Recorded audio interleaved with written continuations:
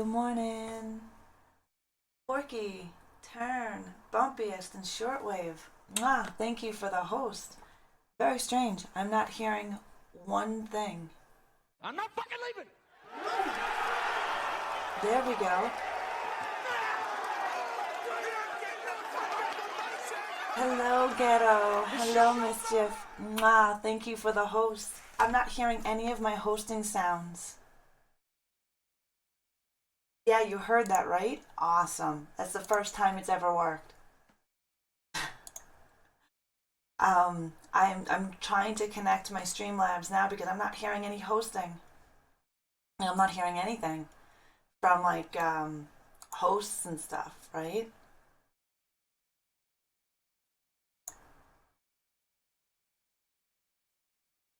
Strange.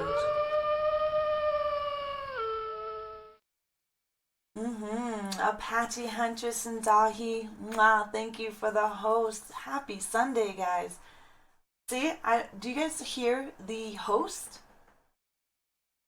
Do you guys hear the hosting sound? Yeah, it's gone.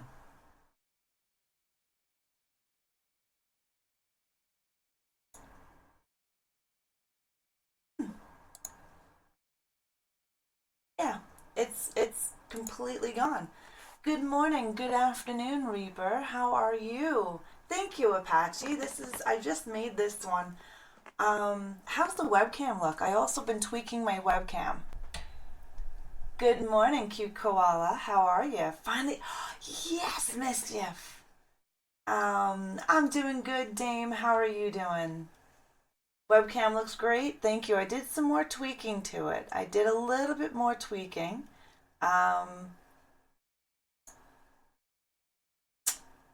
Strange how I have no sound from my hosting. So I do apologize if you guys host and I don't hear it or say thank you for it because I don't hear it. And I don't know why. You're doing good. You're doing fabulous. That's great. Gotcha, bitch. It's weird. It's just my alerts that I have no sound. So anyways, if for any reason I don't say thank you for a host, just let me know. Your face is beautiful. Can I do a pickup line? What do you mean, cute? You can tell me one if you want. Sure.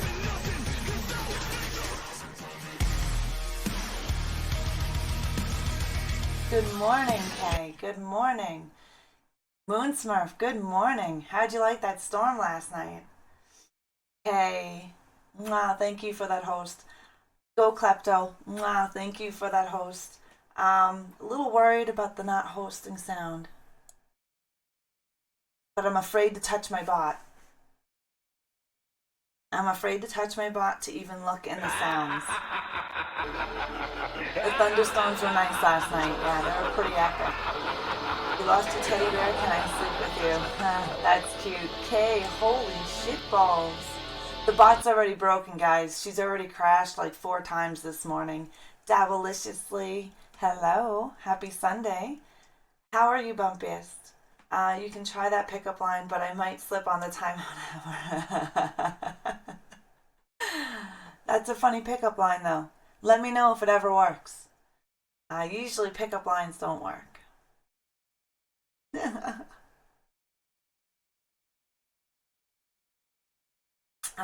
It did.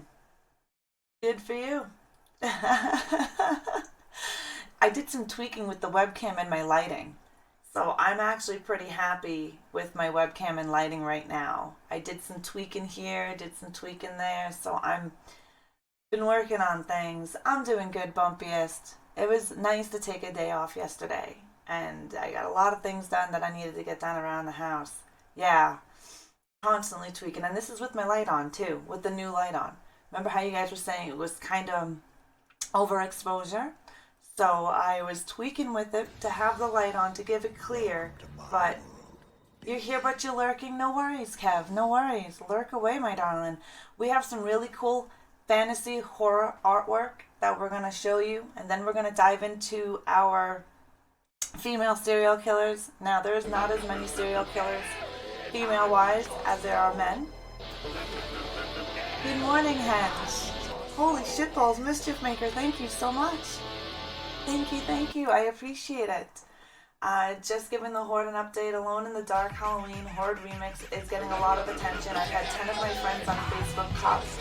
Nice, Lagather, nice. We should play that. Did we just hit 30 million? Is that what that is? Did we just hit 30 fucking million? Alright, let's do the... We've got to get the hype, guys. We've got to get the hype. I mean, we can't let that just sit. That's 30 friggin' million. Thank you, guys. Wow, Mixer's actually letting me spam. That's insane. Normally, Mixer doesn't allow me to spam. Thank you, guys, for helping me hit that 30 million mark. We can definitely hold on to our sparks and save them up for someone in need. Because 40 million is 10 mil away, right? So it's a pretty big leap away from 40. So if you want to spend sparks, go ahead. But I am going to hold on to mine and give them to somebody in need. So hopefully we'll find someone in need on Monday, or a few people in need. Thank you so very much for those sparks. Thank you. I'm so excited that we hit it. Thank you again, Rob, for my message yesterday. It meant a lot to me. No worries, Bumpiest. When I say that we're friends, we're friends. I always check in on my friends. If you're not in my Discord, so I don't get to talk to you like I get to talk to other people.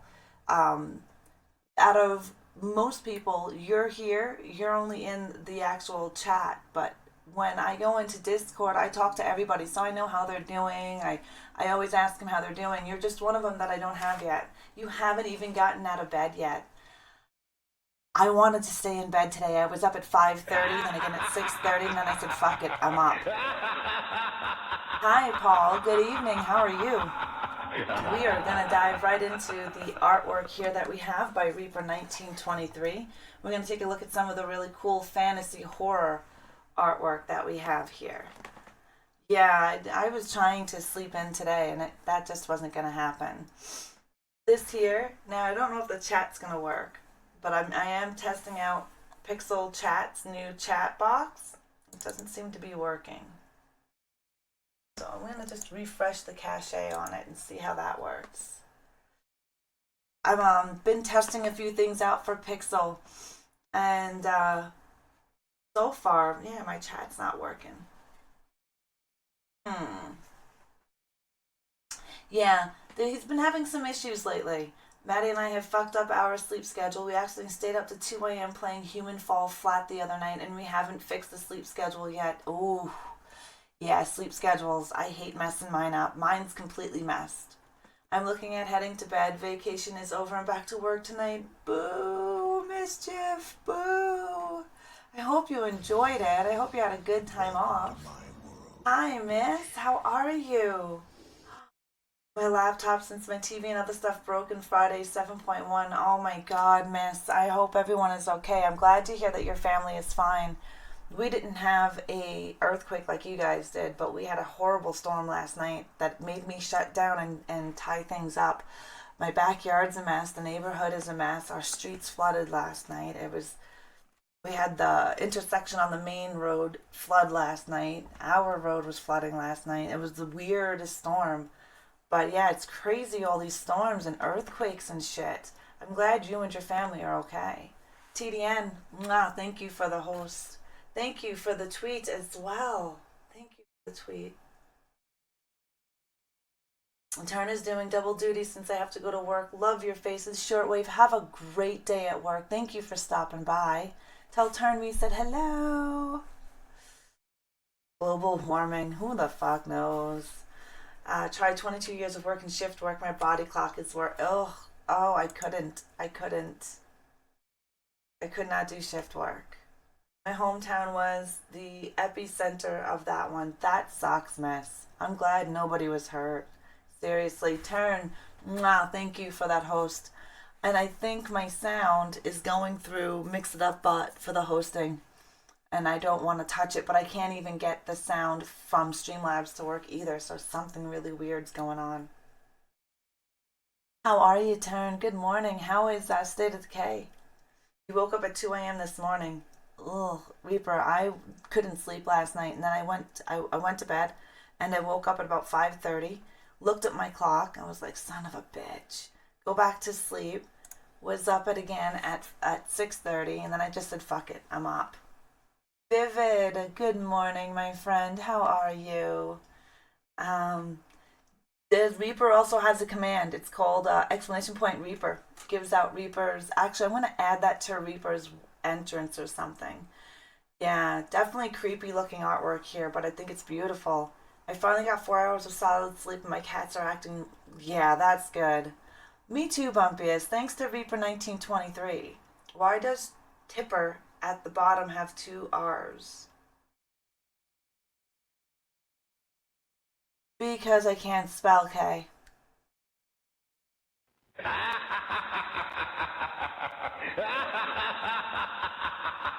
That's what it is. I can fucking lie. Vivid. Mwah. Thank you for that host. You finally finished that plague wall. Nice turn. Nice. I'm not worried about it. It's actually, but whatever. Yeah, it is what it is.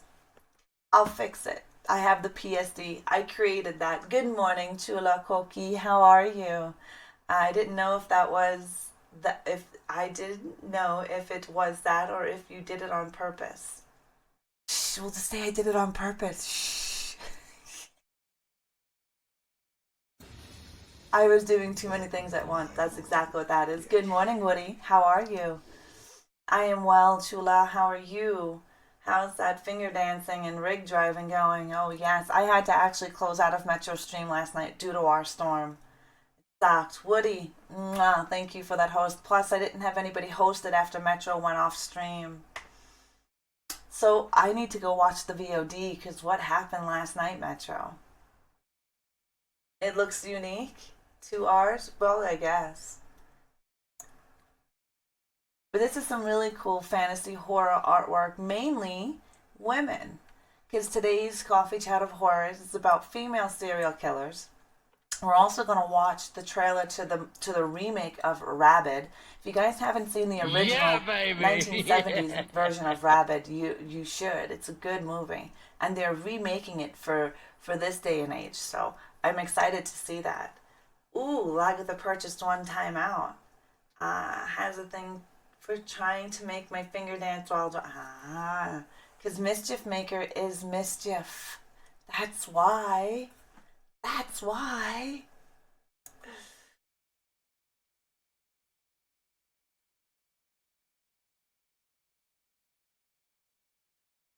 Yep. This one's pretty cool. And this will all be in Discord, guys. All of this and the serial killers and everybody will be in Discord. We'll have the Reaper channel for all the artwork.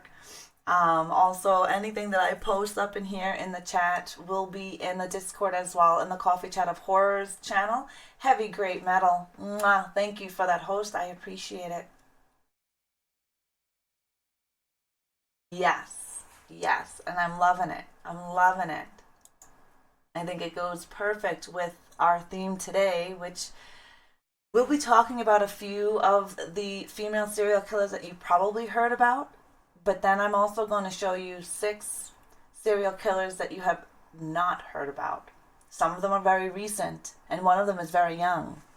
They didn't make huge headlines, and some of them are pretty recent, 2014, right? There is not as many serial killers, female, as men. So, and most of them are not as famous as like Ted Bundy. So, a majority of them you probably did not hear of unless you actually research female serial killers. Good morning, Sneaky Tiger. How are you? Mwah, thank you for the host. Yeah, that's some cleave for sure. That's what that skeleton creature looking thing is looking at. You don't think he's.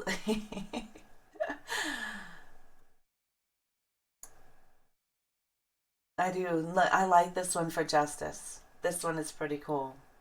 How'd you sleep, Sneaky? Did you sleep? Is your headache gone? Mm-hmm. We were talking in Discord last night, and then Heavy and I were watching the thunderstorm that we had. Good morning, Running Bear.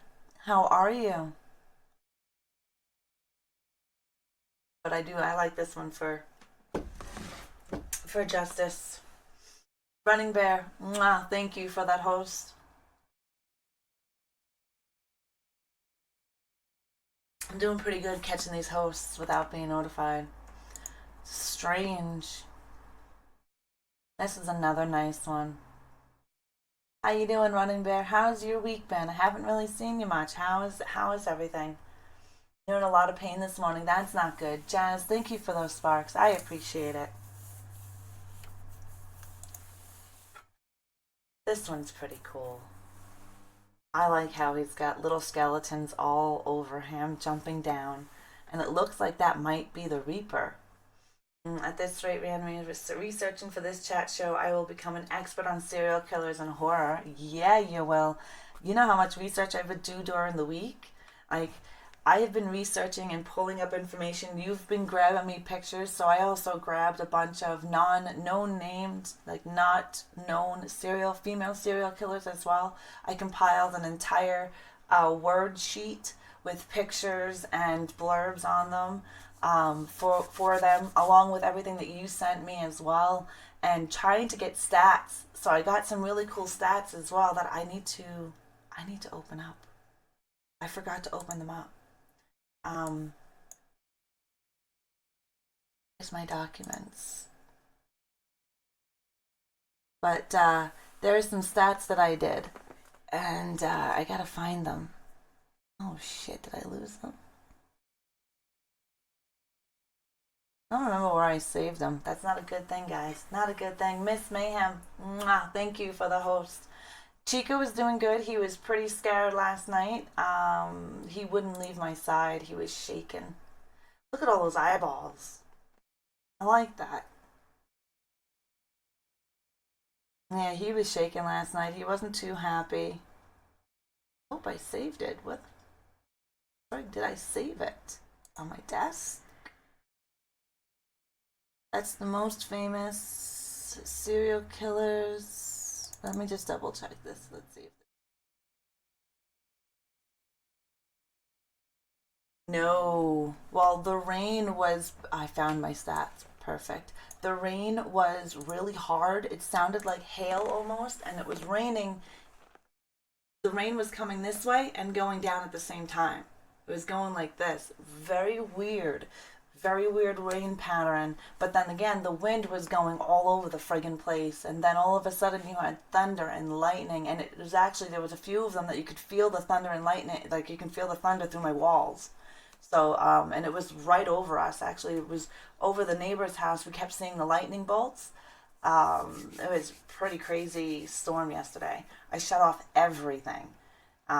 We seen the storm, we seen it rolling in, and then we're like, okay, it's just rain, whatever. So I'm in Metro Stream. Next thing you know, Ken's Heavy's like, you need to go turn your computer off. It's coming. So I was like, ah, shit. Fly upstairs, turn off everything. It was crazy, crazy night. It finally died down after a while, but that was already like 10 o'clock at night. Yeah. Well, for us, it's our storm season. Hi, Saren. What's going on, buddy? How are you doing? I'm going fine, Sneaky, enjoying the Horde, and I'm later going to try out the second part of the game I have on Xbox, trying out Warhammer Vermintide 2. Nice! I heard the game was a lot of fun. Your legs and feet are on fire only when waking up? Wow, do you know what that is? Do you know why? This one is pretty awesome, Bumpiest. I was going to say, if you're in Discord, you can actually see these later on as well, but you're not in Discord. You're back. Nice. Welcome back, Metro. Welcome back. You're doing really good, just tired. I'm sleepy myself. I'm doing pretty good. Doing pretty good. I really enjoy this one. I really enjoy this picture. I don't know what it is, but I enjoy this one. Cobra, mwah, thank you for that host. Most of the storms we had yesterday stayed north of me, and a couple were very severe. Yeah, between earthquakes, hurricanes, and the windstorms that we were having, I don't know what the hell's going on.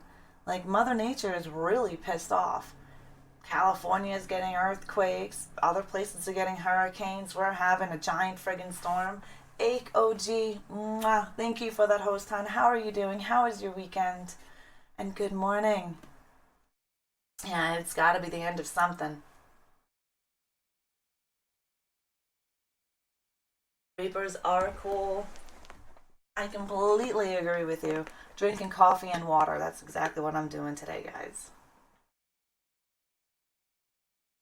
Oh, diabetes. Not good. Not a good time. I like this one too. I want its sword. That sword is pretty friggin' awesome. Are you having a good weekend? Yeah, but that sword is pretty awesome. Today so far, it still looks like we're gonna have a rainstorm because it's foggy and it looks very gray outside. But overall, everything is good. We have a messy backyard from the wind, but nothing can be helped with that. Thankfully, power poles didn't snap this time. Last summer, we were without power for 55 hours. So last summer, the summer before, um, all the telephone poles behind my house, all the power poles that were there was 12 in total, and we had a horrible windstorm, and you can hear the poles being brought up from the ground or snapping in half. All 12 power poles that were behind our houses here snapped in half or pulled up out of the ground. We had no power, 55 hours. We have an old ass generator, so you know it's super loud. Yeah, many people were running gens.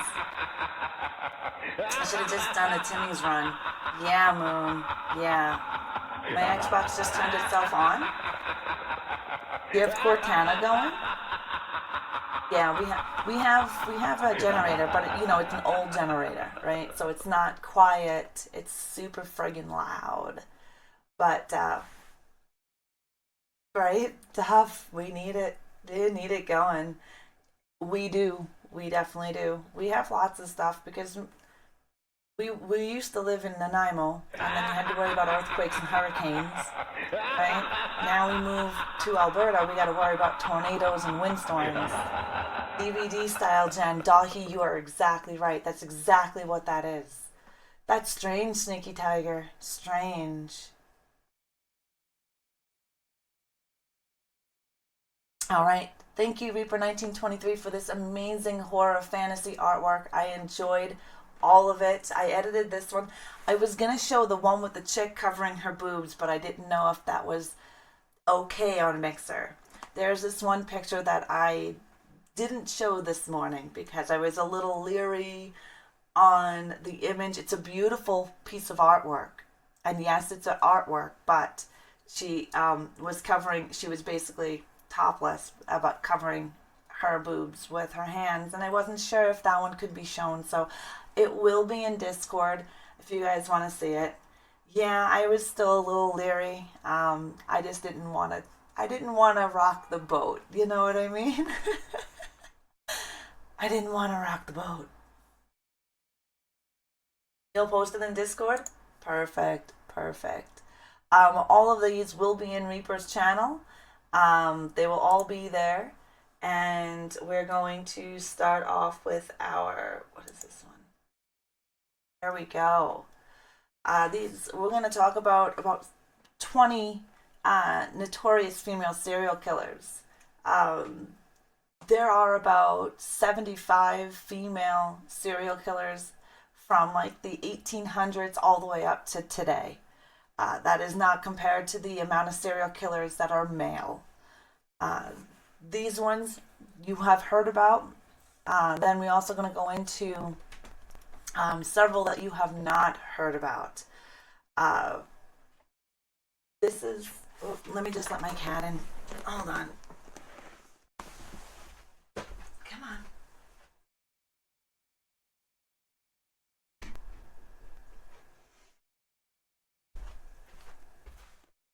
Heavy's still sleeping, so My cat likes to scratch at the door. Rocking the boat. Yeah, I don't like rocking the boat too much. You know what I mean? All right. You guys know who she is? This is Eileen Wuornos. She was a prostitute, and I say was because she was put to death in 1989 to 1990. She has confessed to killing. Oh, hello. She has confessed to killing about six men during her prostitution time. She though she first said that they assaulted her and that's why she killed them. But later on down the road, she actually came out saying that she murdered these men.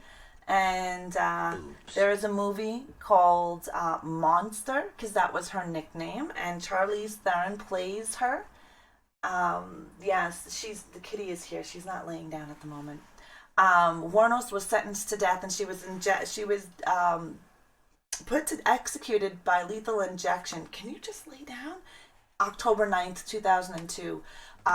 She would shoot men that were picking her up, and this woman was not pretty. You seen that movie? Yeah, it's on Netflix. You guys can actually watch it right now. She was a killer down here. We've got a few. We've got a few from Florida. We've got one from Canada too. You're gonna go play some games in a minute. All right. All right. So, anyways, this is Eileen. She was a prostitute. She murdered men by shooting them. They would pick her up on the side of the road. What did we have? Oh my goodness, Dr. Bacon and Beer. Thank you so much for the resub. Thank you. Mwah. Can I get some resub hype up in here as well? Oh, I'm pulling up Metros. That's awesome. Thank you so much for the sub hype. As you can tell, we have the emotes popping up on stream by using AC Pixel's chat emote overlay. So when you guys use the emotes, you will see them up on the scene. Pip-Boy, how are you, darling? How are you? Happy Sunday. I hope you are well.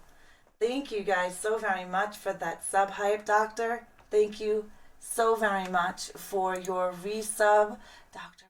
Beer. I hope you are doing well. Thank you guys. Thank you. I don't have the emotes on here. I'm outstanding. How about you? I'm doing great. Going to collect more sparks for you. Jazz, you can stay right here and collect sparks. You can stay right here and collect sparks. You don't have to leave. Why did Catbot get that? I don't know why Catbot deleted that. I didn't watch Stranger Things 3 yet, letting them build up. Me neither. I didn't get a chance to watch it. We had a bad storm, so we didn't get a chance to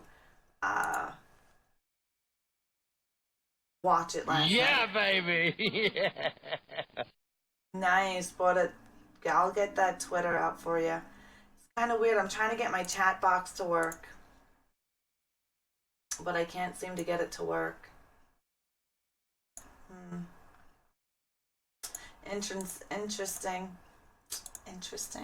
Anyways, let's move on. We're gonna go to Judy Bueno. I don't know if you guys have heard of her. We're gonna zoom in on her picture. A lot of these pictures are going to be small. She gives the same look that Ted Bundy gives in court. I don't know if you've recognized this look. But she was the Black Widow. You should be able to copy the source. I tried it. I just tried doing that. Wait, is it working? There's something there. It's now working.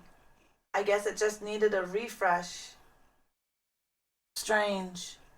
Yeah, the predatory stare. Yeah, Ted Bundy did the same exact one when he was in court and he was sitting down. He turned around and looked and he smirked at the camera. It's working. It's slow. It'll catch up. Yeah. So it must be just a little slow today. It's Sunday. It has a right to be slow. Judy Buonanno was known as the Black Widow, and she was executed in the electric chair in 1998. She had been convicted of poisoning her husband with arsenic, drowning her son, who was partially paralyzed, who began needing leg braces after showing signs of arsenic poisoning. And she attempted to kill her fiance with a car bomb. The Addams Family portrays her in their movie. She looks like Miss Swan from Mad TV. I agree, right? I love Miss Swan endemic. Good morning, Diabolical. Thank you for your tweet. You tweeted this morning. I couldn't read the name. Take some coffee, Pixel Chat. Exactly. Exactly.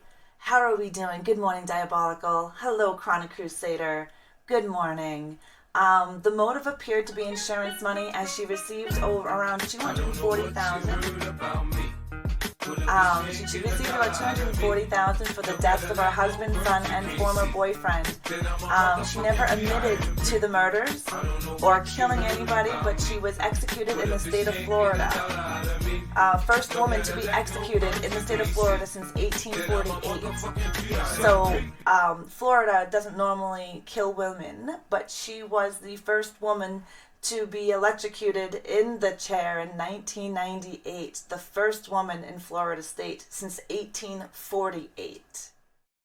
That's kind of creepy there as well. If you're just joining us, good morning. I am Reanimate Her. We are doing our coffee chat of horrors, and we are presenting you today with female serial killers.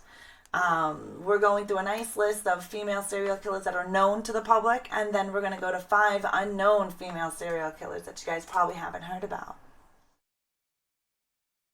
The Addams Family Values wasn't part of that film on Camp Crystal Lake when Wednesday Pugsley. Really? I wasn't sure where that was filmed. Yeah. I gather. No, she didn't. She definitely didn't mess around. You ever take a listen to the last... I do, Chronic. I listen to Little Podcast on the Left, and I also listen to Nightmare on Film Street podcast. I'm a part of both of their communities. They're great. There's several other really good podcasts out there if you're a horror fan. I don't really listen to anything other than horror-related stuff. Awesome, Chronic. Okay, so here is our next... I gotta zoom out on her. Oh my goodness. Hannah thank you for the resub. 2 months, my darling. 2 months. Can I please? Michael doesn't have any eyes. This is some bullshit. I did this one because Michael had eyes. Thank you for that resub, Hannah. Thank you. 2 months is so friggin' amazing. Thank you for that support. I really, really, really, really appreciate it. Thank you tremendously. Like, it's awesome. So awesome. You guys are great. Thank you for that sub hype. Much appreciated. Even if you use regular emotes, you should see them up on the screen. So you guys are more... Stop it, kitten. Stop it. Oh my goodness, it's wanting me to do that. There we go. Mixer's allowing me to spam. This is amazing. Duct tape. Hell yeah, we want duct tape. Is it showing your duct tape? Interesting. It's not showing the duct tape.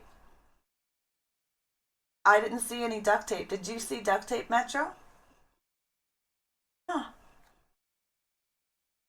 There it is. I see it now. There it is. It's a little slow. But thank you guys so much for that. Thank you so that sub hype. Dr. Bacon and Beer, how are you doing? Hello, that R. Miller. How are you?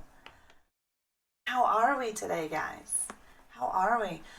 We have an Elm Street in my city, endemic. So does Ghetto Wolverine. Ghetto Wolverine has an Elm Street in their city as well. We were just talking about that. How are you doing? Good. That is awesome. For those of you that are just joining and are new to the stream, I am Reanimate Her. This is The Horde, and we are doing Coffee Chat of Horrors. It's a web show that I do every Sunday morning about horror, all things horror, real life horror movies, and all that jazz. We are looking at today female serial killers. This one here is Juana Braza. She was dubbed the Mata Vidas, or Little Old Lady Killer. She was, as you can tell by her name, she did kill little old ladies. After 16 elderly women were found strangled to death in Mexico City in 2005. According to The Guardian, forensic profilers believe that Brazza's killings were to release the rage she had towards her own alcoholic mother, who gave her away at the age of 12 to a man who abused her. Good morning. I hope you are well. Thank you for the tweet as well. She used objects such as phone cables, tights, stethoscopes that strangled her victims. She became one of Mexico's most prolific serial killers. She was sentenced to 759 years in prison for 11 separate counts of murder, and she is still alive and in prison today. Oh, you were saying, oh God. It came out, oh good. Mwah, Hannah Boo, thank you for that host, sweetness. Thank you, thank you. Many of these women are still alive unless they were executed. Mexico City just put her in prison for 759 years. That's a long friggin' time. Hello. Oh, thank you, Chronic. Mwah, thank you for that host. She got slapped on the wrist. Yeah, Scroto. How are you, Scroto? Good morning. I hope you are well. Well, I mean, I don't think I'd ever want to be in a Mexican prison myself. This happened in Mexico City. So, Destroyer. This is a horror web show called Coffee Chat of Horrors. It's a horror web show that I host with the Horde.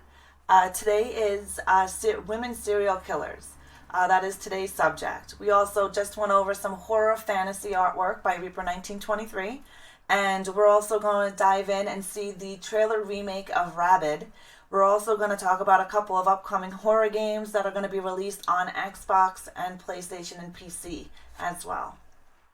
That's what's going to be happening. Moonsmurf, thank you for that host. Why so long? Just put a bullet in, done. Exactly, Metro. But Mexico City doesn't have the death penalty. Exactly, miss. But she's still alive. She's still there. She's a vicious female serial killer because most female serial killers poison their subjects. Some of them, these ones here that I'm telling you about now, they're pretty violent. Between shootings, drownings, car bombings, and poison. You want my tail in your face, kitten? Jesus Christ.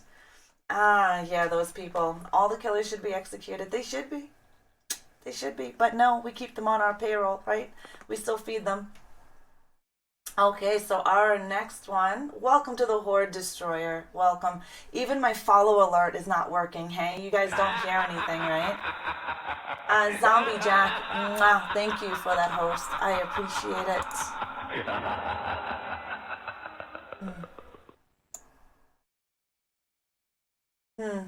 I don't know. That's kind of weird that we don't hear it.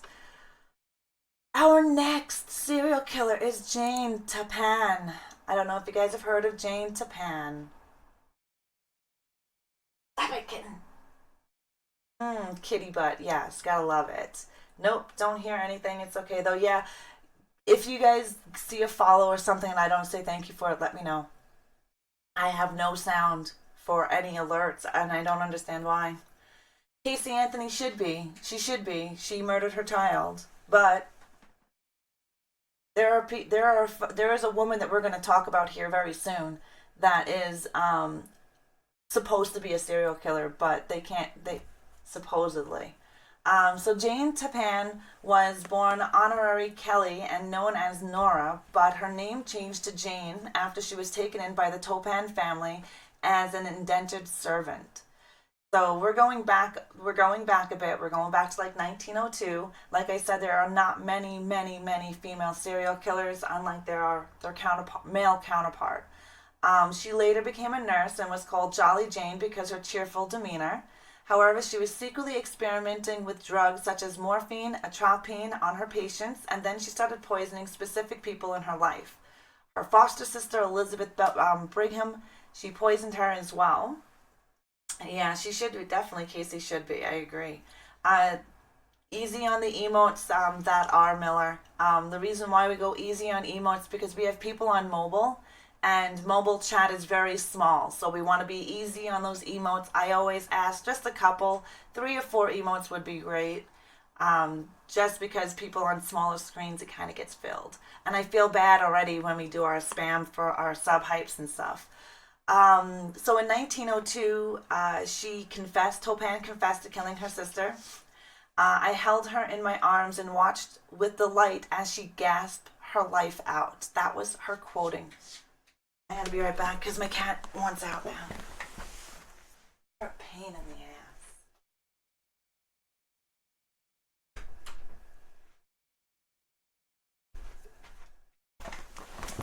ass. Okay, there we go. Yeah, she was cold-blooded. She held her in her arms and watched with delight as she gasped her life out. Could you imagine? She later admitted to killing at least 31 people, but a jury found her not guilty by reason of insanity, so Topan was sent to Taunton State Hospital for life. So she didn't get to go to prison. She claimed the reason behind her murderous ways was because the man she loved at 16 left her for another woman. If I had been a married woman, I probably would not have killed all those people. I would have had my husband, my children, and my home to take up my mind. She's blaming not getting married and then her love leaving her at 16, why she murdered 31 people. And then they acquitted her, even though she confessed to murdering her sister and saying how she murdered her sister. They put her in an insane asylum. I thought I was cold-blooded to my ex, but that was pretty harsh. Yeah. Yeah, there's some crazy stuff. Like when I was doing my research, Reaper was doing his research and I was doing my research, and we combined our research together. And I also added a few more serial killing women to the mix. Some of them are pretty brutal. But like I said, a lot of them are also older. Like this one here. This is, I don't even know how to pronounce her first name right. This is Gesh Gottfried. Gesh Gottfried from 1831. She was a serial killer from 1831. She was arrested and sentenced to death for murdering 15 people with arsenic. Like I said, women are known to poison their victims. They're not known for being brutally violent. I also have a little list here that between male and female serial killers, targeted strangers. Men target their strangers, females do not. Females are mainly, they don't target strangers, they target loved ones and people who are close to them. So that's really fucking creepy between the men and the women and their way they brains think.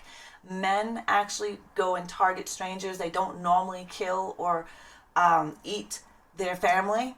But women, on the other hand, women actually go for friends, family members, people that they know. It's really strange. Wanna play? Hello, good morning. She was. This one, yeah, that one was as well. Women tend to go after 58.2% women tend to go after related victims, where 9.1% of the male serial killer goes after known victims. Mwah, thank you for that host. Wanna play? Very interesting, Dahi. Also, stalking victims, like this is just all the research that I've pulled. Stalked victims, male serial killers, 65.4% of them will stalk their victims. Women, 3.6% serial killer women would stalk. So only 3.6 compared to the 65.4% that the men do. Men are very predator, right?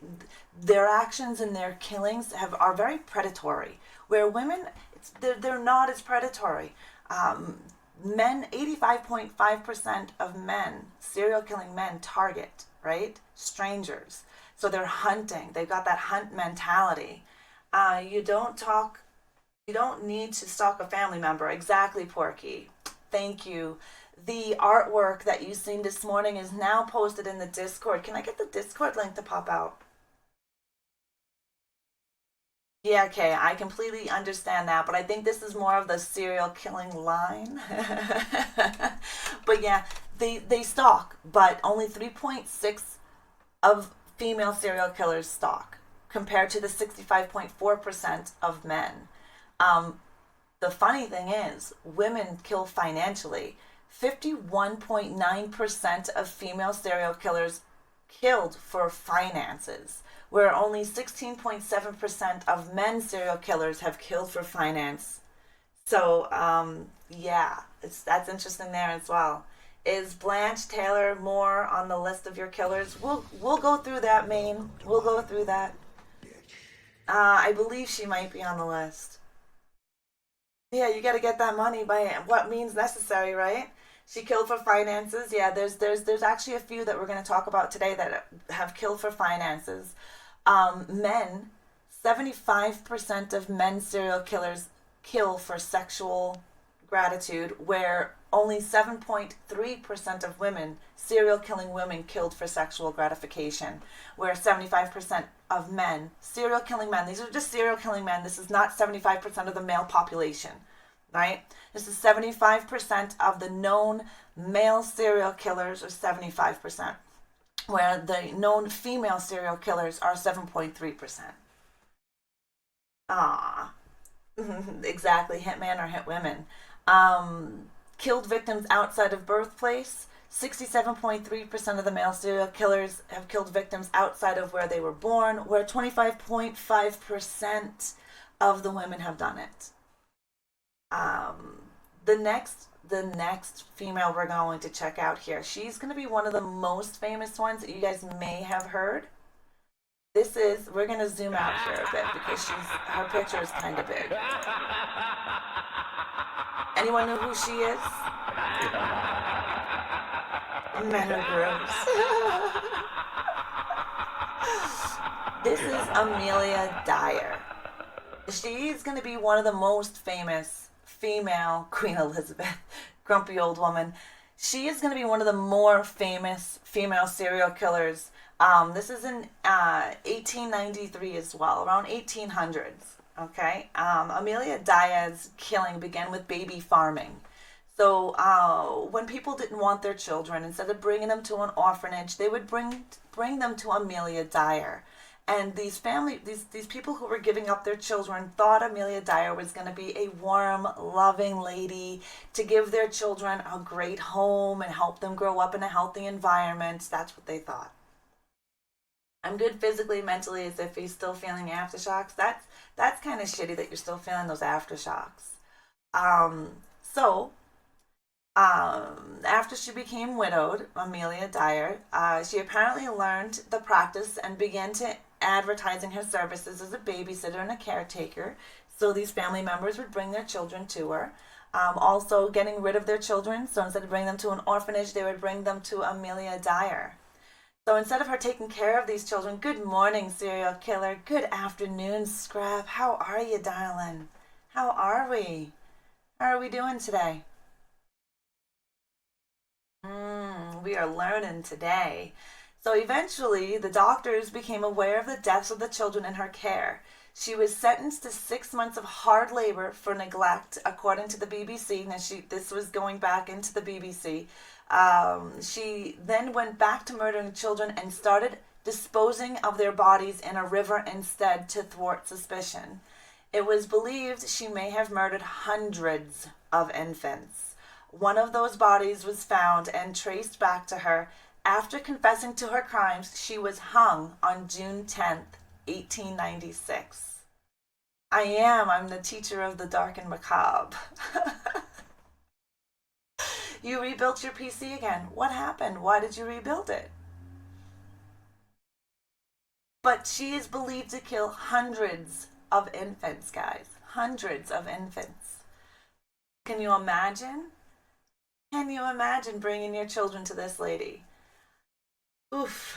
Yeah, this is one old lady you wouldn't want to mess with. One old lady you wouldn't want to mess with. I got a new case that has better air. Oh, okay. So just a new case that has a better airflow system. You want a better airflow, right? Definitely. I got what you were saying. Delta, good morning, darling. How are you? Not at all, serial killer, right? No cookies.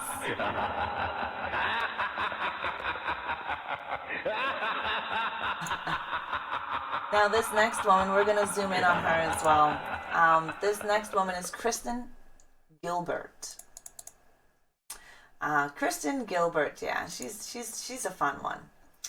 Kristen Gilbert was a nurse at the Veteran Affairs Medical Center in Massachusetts, where she has been convicted of killing 4 patients. These are all veterans, and she attempted to kill 3 others by injecting them with a drug called epinephrine. Epinephrine. That's what she was killing her people with. Another nurse. We've had 2 so far that we know that were nurses, and we're poisoning them. It was doing good when I remember I played SOD2 with Raw the Legend. You're funny. She totally doesn't look like the Joker. Another nurse killer. Right? She's got Adam's haircut.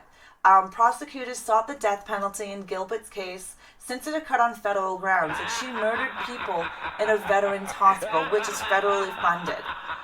But the jury decided that in 2002 she would spend the rest of her life in a prison. She is serving out her sentence at a federal medical center in Caswell, Texas. Yeah, right? She can hold her sword up. Fabulous secret powers. Exactly. But she is in Texas prison, still serving her sentence of life. But yeah, she was killing vets. And now here's everybody's grandma. Like, this one here, she's like everybody's grandma. I mean, she reminds me of my grandma, right? This is Nanny Doss. She is serving a life, I can't say life today. I keep wanting to say lice. She's serving a life sentence since June 2nd, 1955. Yeah, exactly. This one here would have made us cookies. Like, she would have made us cookies. Nanny Doss was sentenced to life in 1955 after confessing to murdering her previous 4 husbands. 4. Oh my goodness. An autopsy has been performed on her last husband, and it indicated that arsenic was the cause of death. It was the same poisoning that Doss later said she used to kill 3 of her other previous husbands, who all died mysteriously. She was basically like an older version of the Black Widow, right? According to Tulsa World, her first husband escaped after someone tipped him off about eating her food and told reporter that 3 of the 5 children died young, so also her children. Although she can also confess to killing her mother, her sister, her grandson, and mother-in-law, she was only charged with the deaths of her husband. She died in prison from leukemia in 1965. So this bitch here, she killed her mother, her sisters, her grandson, and her mother-in-law, but she was only charged with the 4 murders of her husband. Yeah, right? But she would look so nice. She looks so sweet, right? Maybe they should have picked up their clothes. Maybe. Doesn't look like either of my grandmas, even when they were alive. She looks like my grandmother. My grandmother was always known to have curlers in her hair and always had her hair done. My other grandmother had glasses, but she looks like my grandma. Like someone who would you'd come home to, she'd have cookies and, hang out with you, knit you some fucking sweaters and shit. This one here, not so much. Would you pin her as a serial killer? Would you pin her as somebody who would murder her mother, her sister, each of her husbands, her grandson, her mother-in-law? Would you even think that this woman would be capable of that by her looks? No. You hear about the girl that killed her mom in cold blood, and then in court talked about how much she missed her mom? Some people do have problems. Maybe her chubby cheeks, the way she smiles. Maybe. Here's another fun one. Dorothy Puente. Another older woman. Dorothy Puente. Her crimes were revealed in 1988 after a homicide detective searching for a missing man at his last known address, which was Puente's home in California. Body parts were discovered buried in her backyard. Authorities soon learn they belong to 4 women and 3 men, ranging from the ages of 52 to 79. Another grandma. Yeah, another one. You heard of her? Yeah, some of these you're going to hear of. They did make the paper. Others you're probably not going to hear about. Puente was accused of my God, look, Michael's got eyes. Michael's got eyes. Scrap Mouse, thank you so much for the 14 friggin' months. 14 months of amazing, amazing support. Thank you so very much for your 14 months, Scrap. I really appreciate that. You love how Michael's got eyes, right? Michael's like, look at me, bitches. I sees you. I sees you.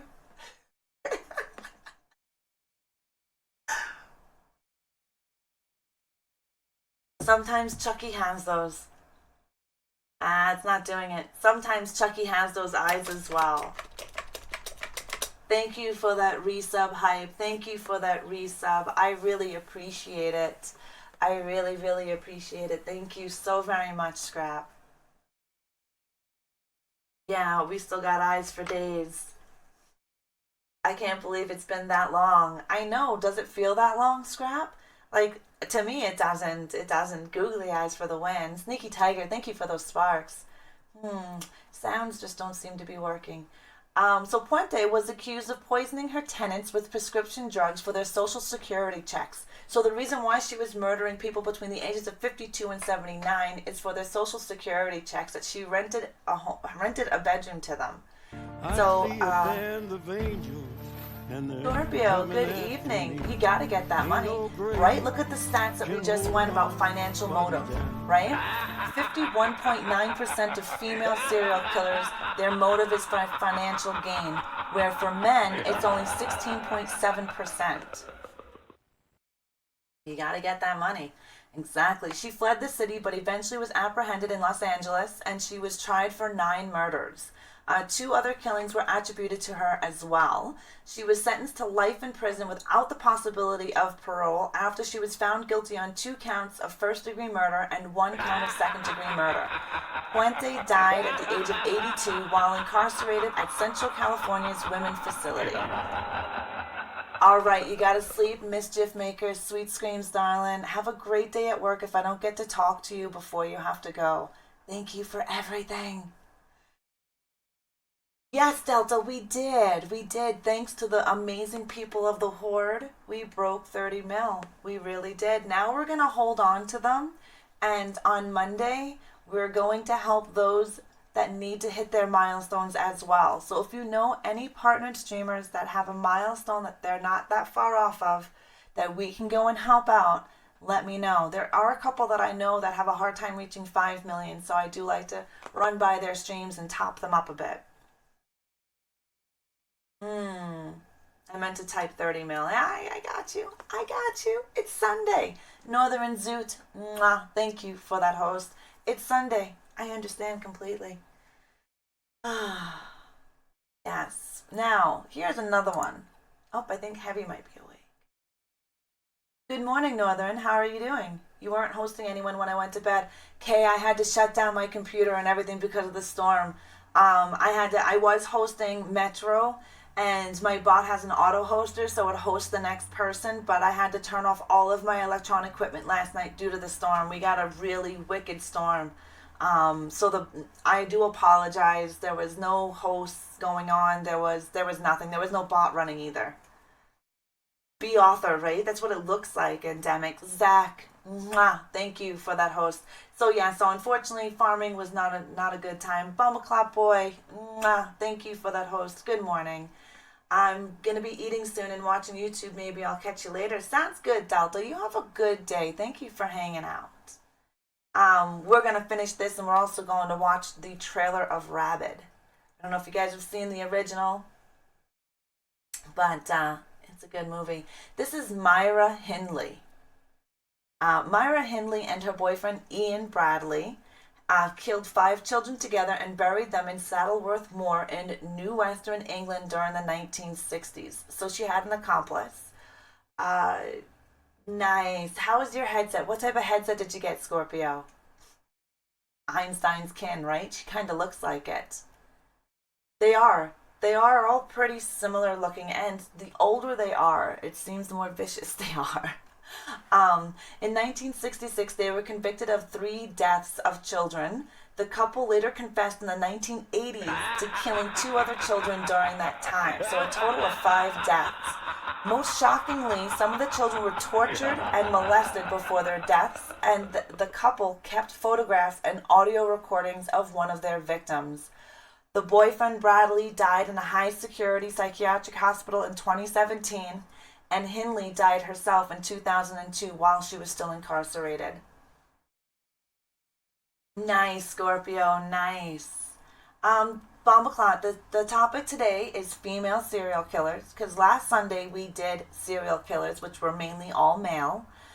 This morning we're doing female serial killers. We're also going to be taking a look at Rabid, the remake, a few other upcoming games, horror games that are coming to Xbox, PlayStation, and PC. Never leave traces. These are why these people get caught. Recordings of their victims and photographs. I understand you want keepsakes and all, but that's proof. Yes. Yes, Scrap. This made big news over in the UK because this is one of that happened in northwestern England, right? We will be talking about one that happened here in Canada. Brady still never confessed where the final body was until the day he died. Yeah, he died in 2017 as well. It's amazing, like what some of these people go through, like what they do, and they held on to their confessions. Most of them do. They hold on to them to the last moment, right? So there is still one little boy out there. Yeah, there is still one child out there that they have not found the remains. And I wonder if it was of their favorite victim. They had a favorite boy. The one that they took the photographs of and the audio tapings, that was their favorite one. They didn't take any audio tapings or photographs of the other children that they murdered, but only of this one. So this one was a special boy to them. Welcome back, Chris. Welcome back. Good afternoon. So no information as to why they only had photographs and audio of one and not the other 4. I couldn't find any specifics on that. I think the only reason why I didn't become a serial killer is because you can't play video games in jail. Probably Moonsmurf.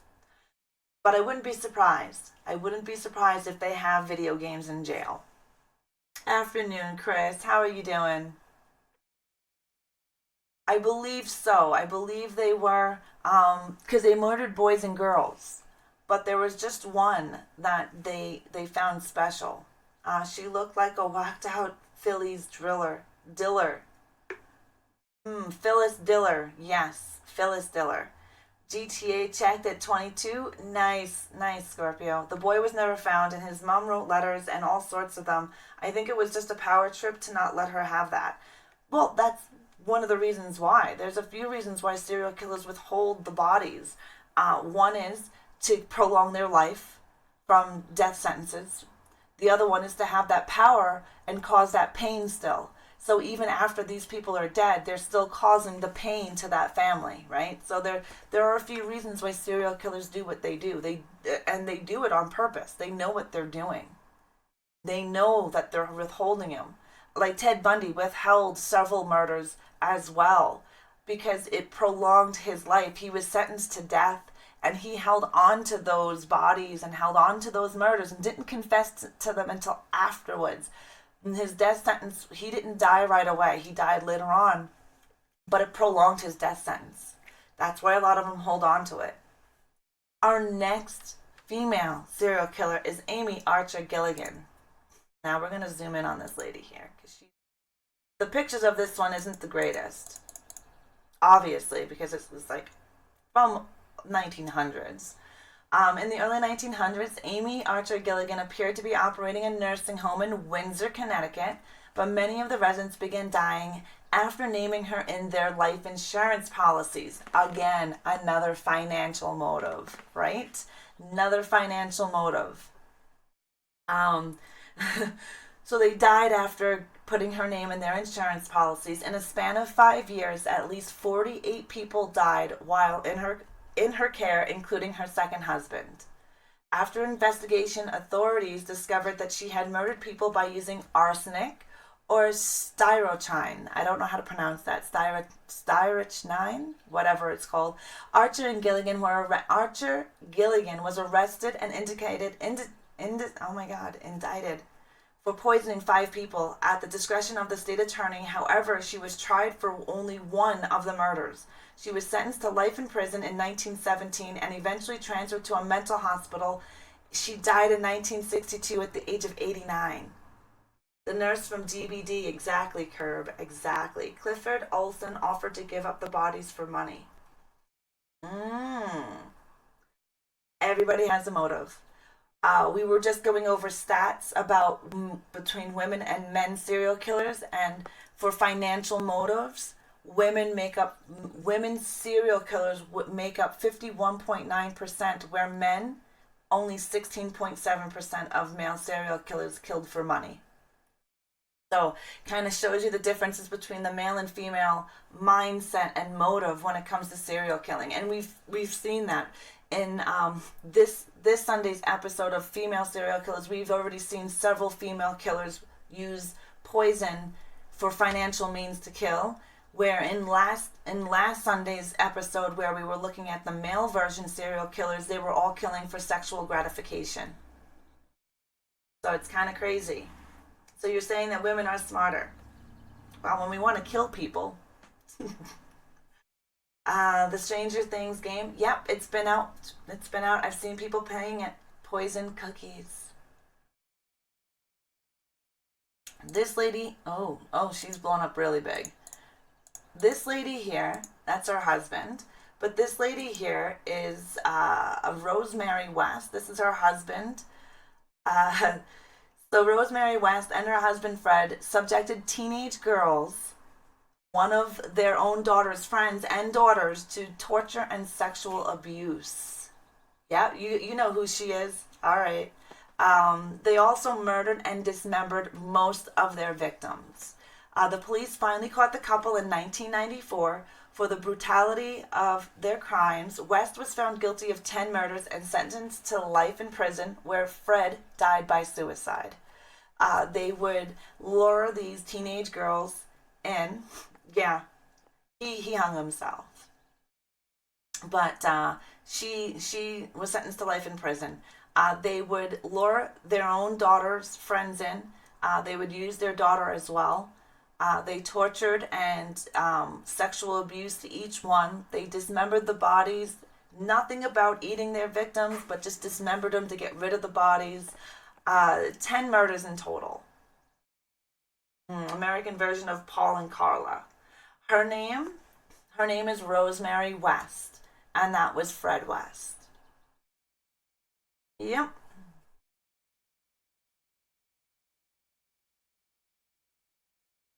We're going to be talking about Paul and Carla here, serial killer. We're going to be talking about Paul and Carla.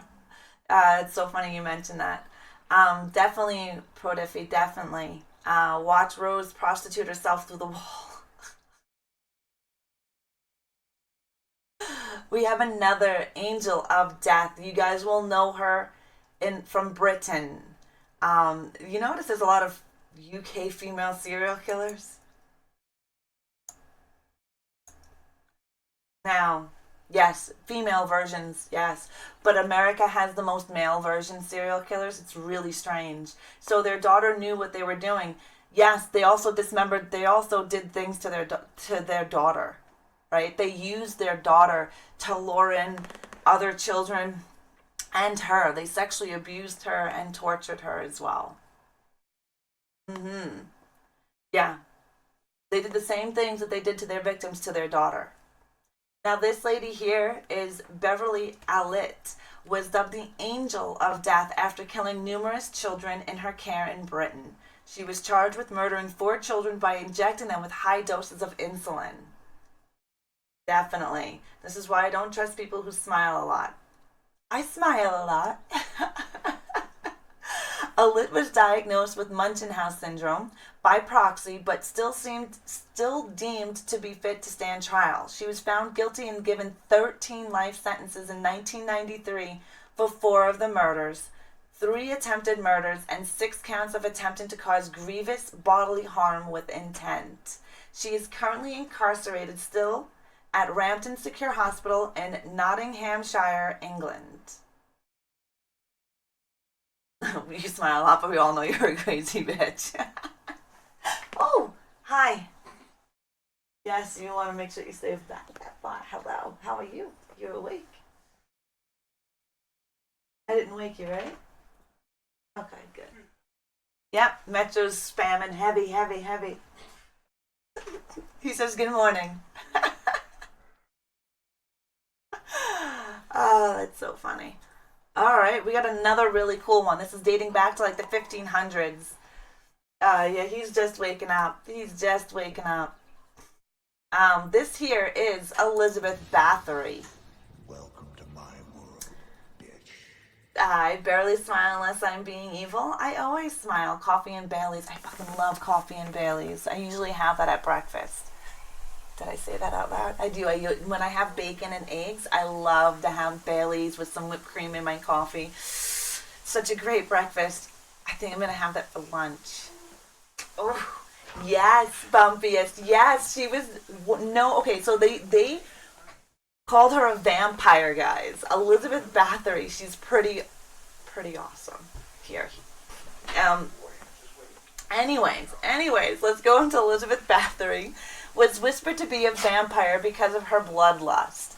After she married a count in 1575, sources say that her husband built her a torture chamber in their castle. In their castle, her husband knowingly built her a torture chamber, like a whole torture chamber. Bailey's has a creamer. Yeah, but I can't have that creamer because it's got stuff in it that my immune system can't have. You ever drink Bailey's from a shoe? No, I have a thing with feet. I don't want my mouth touching anything that feet are in. Exactly, Chris. What a guy. I mean, Heavy built me a custom desk. This man builds her a custom torture chamber. Like, what? Right, doggy? Right? I want a torture chamber. Anyways... You can actually see this torture chamber according to history.com. Now, I was doing a lot. I'm Old Greg. I know who Old Greg is. Hello, LOL. Hello. Oh. I know who Old Greg is. My daughter used to watch a lot of Old Greg. Yeah. Oh, where am I reading now? Anyways. I was doing a lot of research on this lady here. I found her very interesting. I went to history.com. I actually looked up a few things there. But Bathory, one of her favorite pastimes in her torture chamber was jamming pins and needles under the fingernails of her servant girls and tying them down, smearing them with honey, and leaving them to be attacked by bees and ants. He either loved her or was hella scared. Exactly. Want to see my downstairs mix up? Yeah. Then, not only did she do that, after she moved on from servant girls, she started targeting the daughters of local nobles. Bathory's crimes were discovered, and she was convicted for 80 counts of murder in 1611 and confined to a room of the castle that is said to be only where she had then slits for food and air. She died 3 years later in 1614. Serial killer. Mwah, thank you for that host. Ham. Mwah, thank you for that host. Yeah, Chris. Mwah, thank you for that host. She was convicted on 80 counts of murder. She wasn't put in a prison. She was confined to a room of the castle that only had slits in it to give her food and air. She died 3 years later in 1614. But her husband built her a torture chamber. And, there are many stories and whispers about this lady, what she would do with the bodies and the blood. It's crazy shit. Crazy shit. You need a smoke? Yeah, no worries, Moon Smurf. Yeah. Well, she just makes me want to drop my balls in her chamber. Exactly.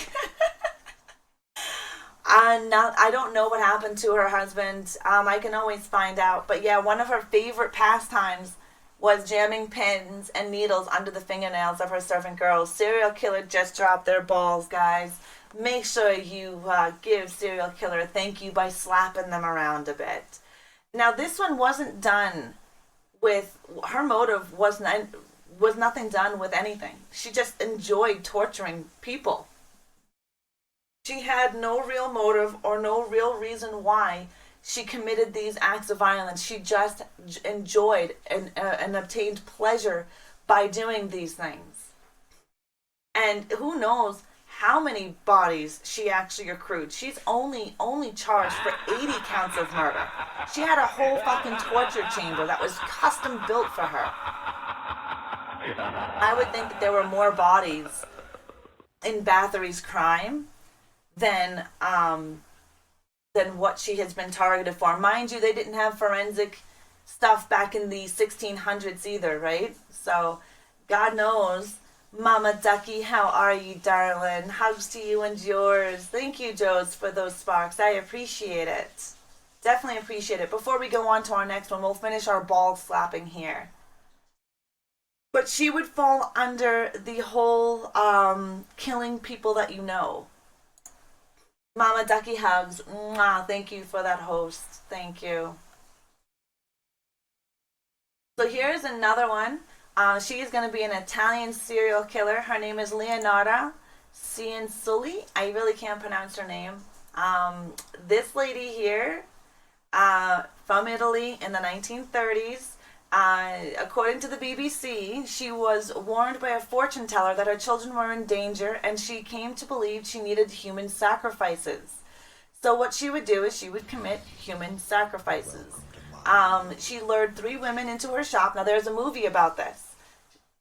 It's actually pretty cool. She lured women into her shop, she drugged them and then killed them with an axe and disposed their bodies and remains by boiling them in caustic soda.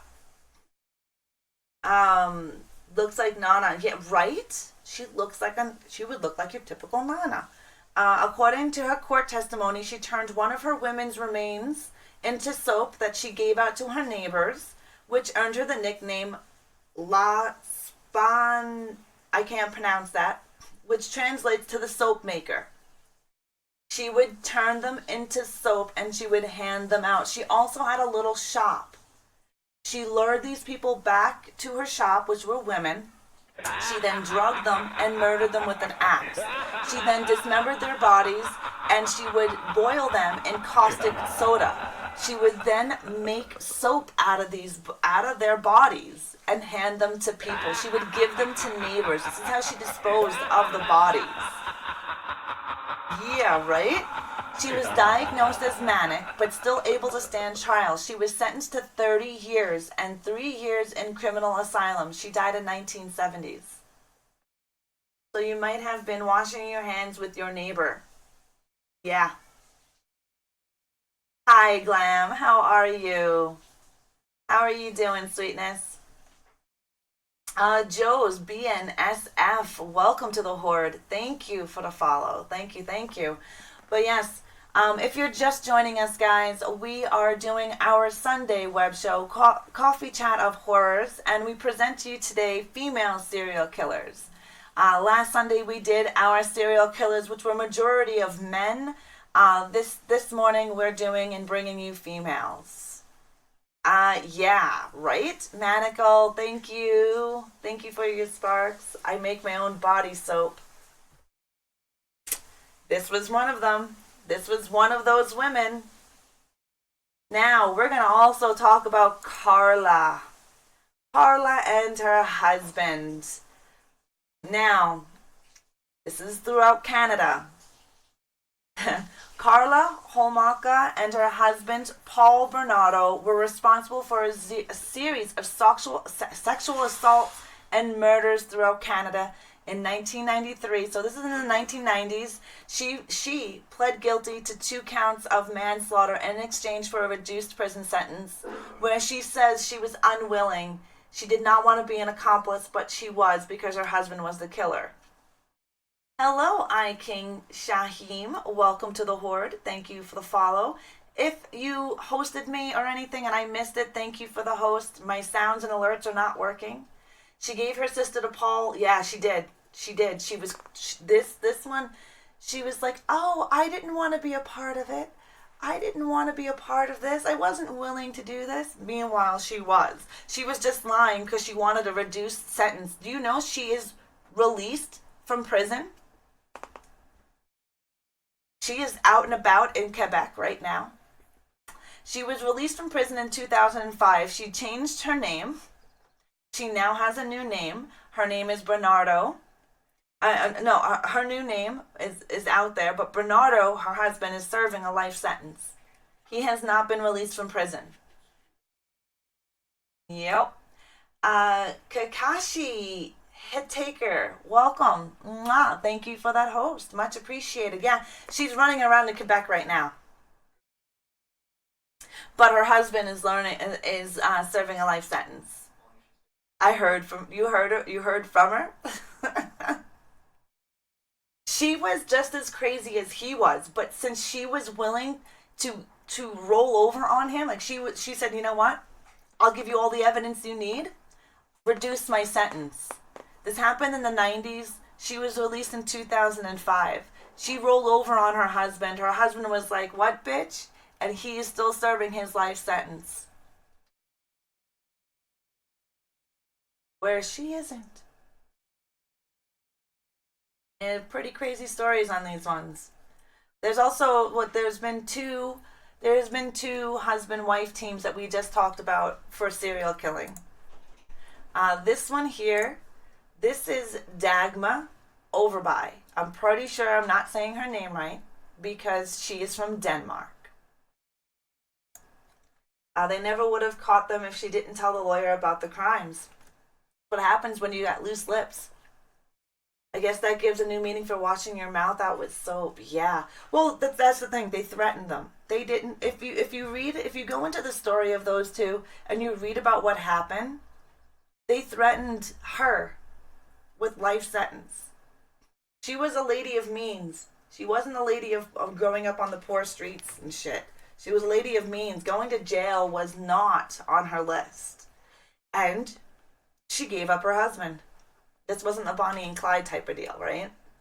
I don't know if it's her new name or not, but she also has the name of Leanne Teal. Possibly. Could you imagine being released from prison and going into a neighborhood and people know that you're a serial killer? Dagmar lived in Copenhagen, Denmark, and made money by helping women find homes for their babies. But instead of finding families for the children, she would strangle them. She was caught in 1920 after one mother changed her mind and grew suspicious when Overby said she didn't know where the baby was. Authorities later found bones in Overby's stove. So this is another lady that would claim to take care of children and find them good homes and take care of them.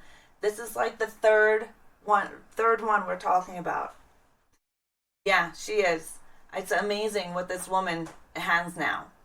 She helped take the lives of so many other women that I don't even think she should be allowed to be out of jail. But I'm not the jury. Overby confessed to murdering 16 infants.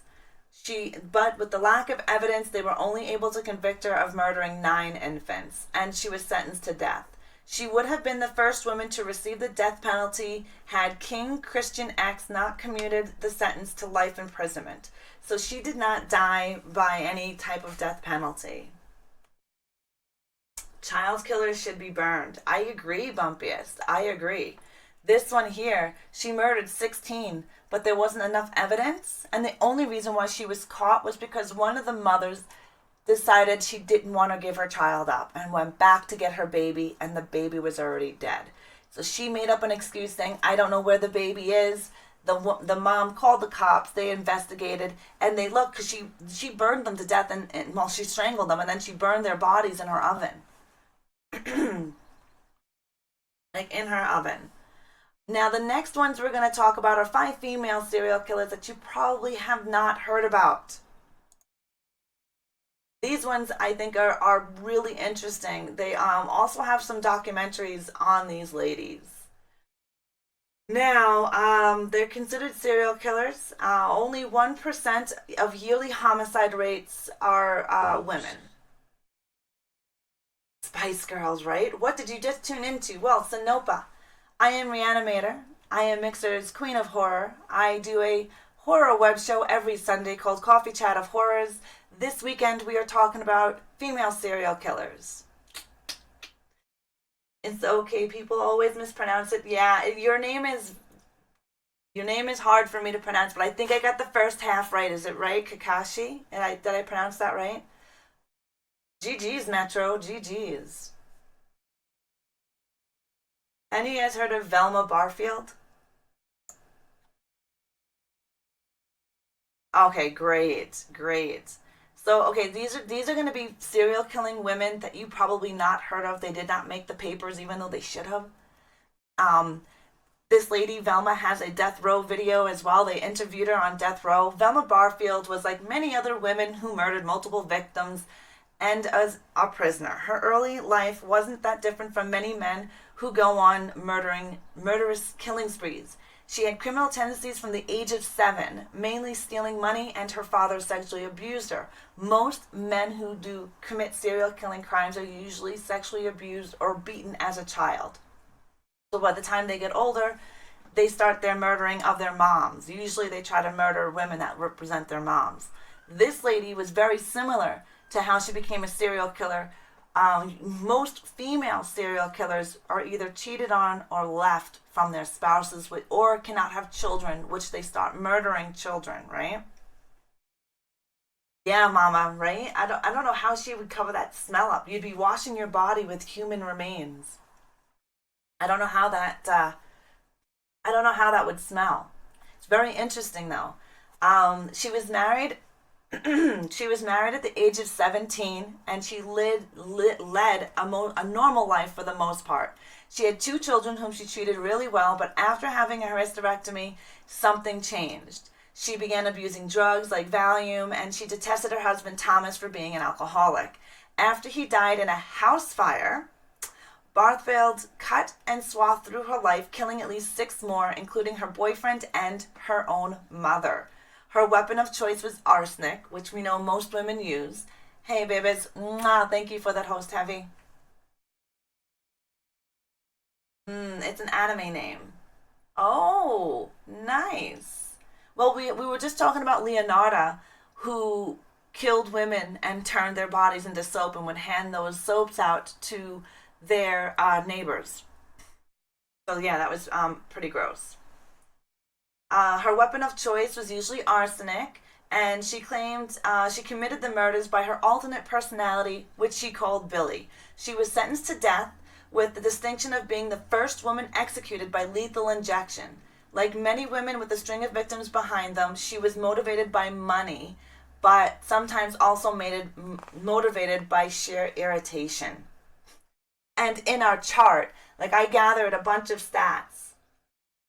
Yeah, it was fun. We still have power, so that's good. Yeah, definitely we still have power. So those stats that I gathered about women serial killers, 51.9% being motivated by financial gains, right? So, again, wanted money. But she had a hysterectomy, so that kind of caused some issues mentally, I think, for her. Our next one is Dana Sue Gray. Don't know if you guys have heard of Dana Sue Gray. These women did not make the papers, did not make huge headlines like some of our previous women. Also, none of these women have made the headlines like any of our male counterpart serial killers. Most of the male serial killers that you know of all have made headlines. Ted Bundy, Dahmer, Son of Sam, they all had huge headlines. Many of these female serial killers never made the headlines. You may have heard about news clippings or heard about them on the news when their trial was happening, but they never received the glorification that the male serial killer received. So Elizabeth Banks, she does look like Elizabeth Banks, right? So many women who took 3 lives or more over time, the FBI definition of a serial killer. So if you kill 3 or more people, you are considered a serial killer. Were outly so normal that it was still hard to believe what they did today. Dana Gray was unique among any group of serial killers, male or female. She was very attractive, middle class, well liked by those who knew her. She was a labor and a delivery nurse, but her 3 victims weren't babies. They were elderly women who trusted her. So this is the third female serial killer who killed elderly people. Haley Dawn, how are you? You take care, Kakashi. Have a good one. Thank you for stopping by. How you doing, Haley? How is your Sunday morning treating you? Wrong way.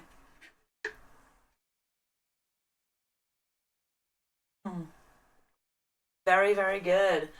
Her 3rd victim, Dora Beebe, let Gray into her home to use the phone. Gray killed Beebe and took one of her credit cards as well. The trail she left using the credit cards plus eyewitness testimony by surviving victim Dorinda Hawkins led to Gray's capture. She is currently serving a life sentence without parole. Gray told police she basically killed so she could go shopping. Another financial gain serial killer here. So you guys notice a pattern with the female serial killers, right? Metro Birdman, mwah, thank you for that host.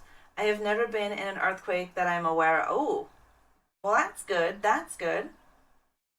Why kill old people? Father, death. Well, yeah, exactly. Haley Dawn, mwah, thank you for that host.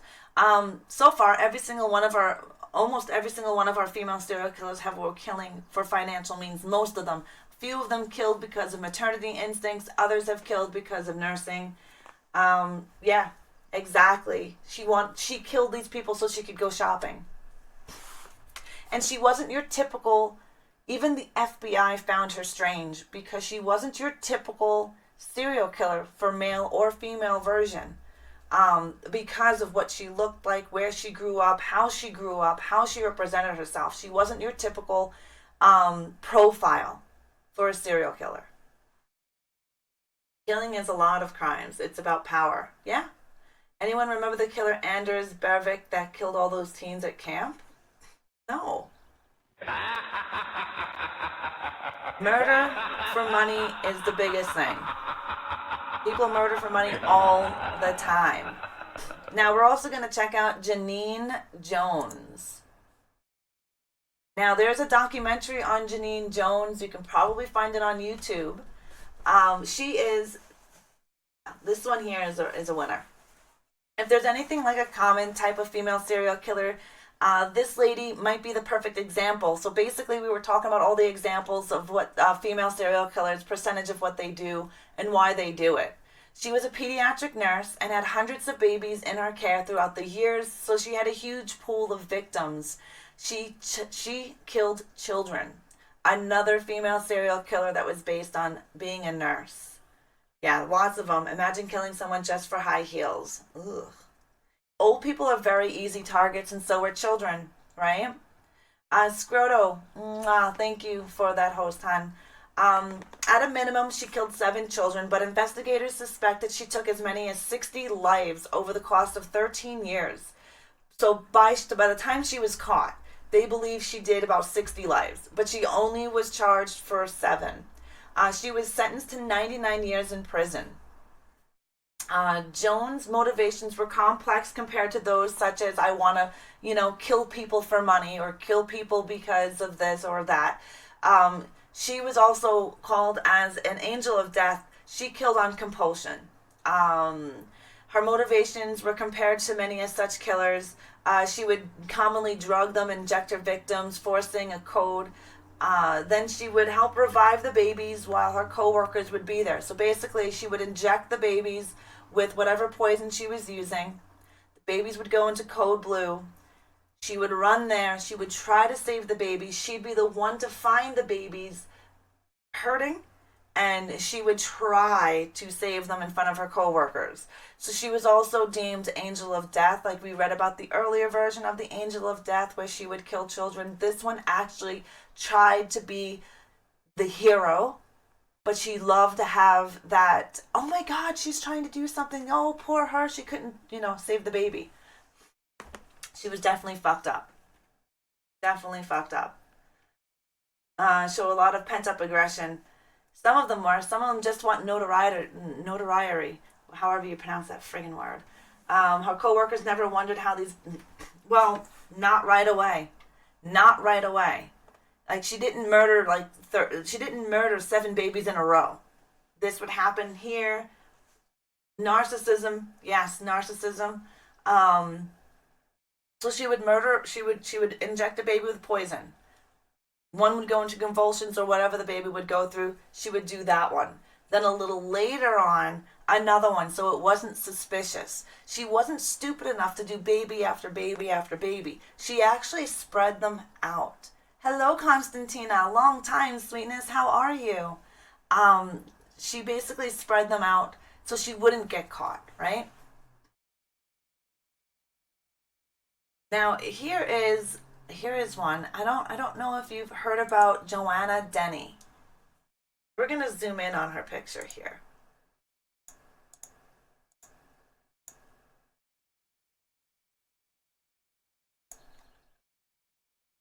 Yeah. She's our very recent. She is our very most recent female serial killer. Now, she is not well known. She is not well known. You've been busy and good. That's great. There's no better way to be. Almost always about fame. That's why we get so many copycat killers. I completely agree with you, Delta. In order to be a serial killer, there is always a cooling off period in between killings. Usually, not all the time though. I guess these places didn't have security cameras. Not at that time.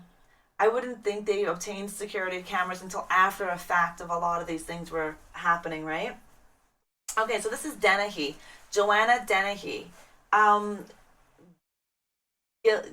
do you pronounce your name there, Gillett Nichols? Welcome to the Horde. Thank you for the follow. If I butchered your name, please pronunciate it in chat. If there is not a cooling off period, then the person is, yes. Well, if the FBI will deem you a serial killer if you have 3 bodies or more, regardless of how fast you kill anybody. According to the FBI, Behavioral Forensic Unit, and the profilers, after 3 killings, you are considered a serial killer. Regardless of how fast you kill them, you are considered a serial killer. So you may be on a killing spree, but it's much different than going in, murdering one person, and then waiting and killing another person, right? I am doing great. Thank you for asking. You're from Argentina. Very nice. How's the weather over in Argentina?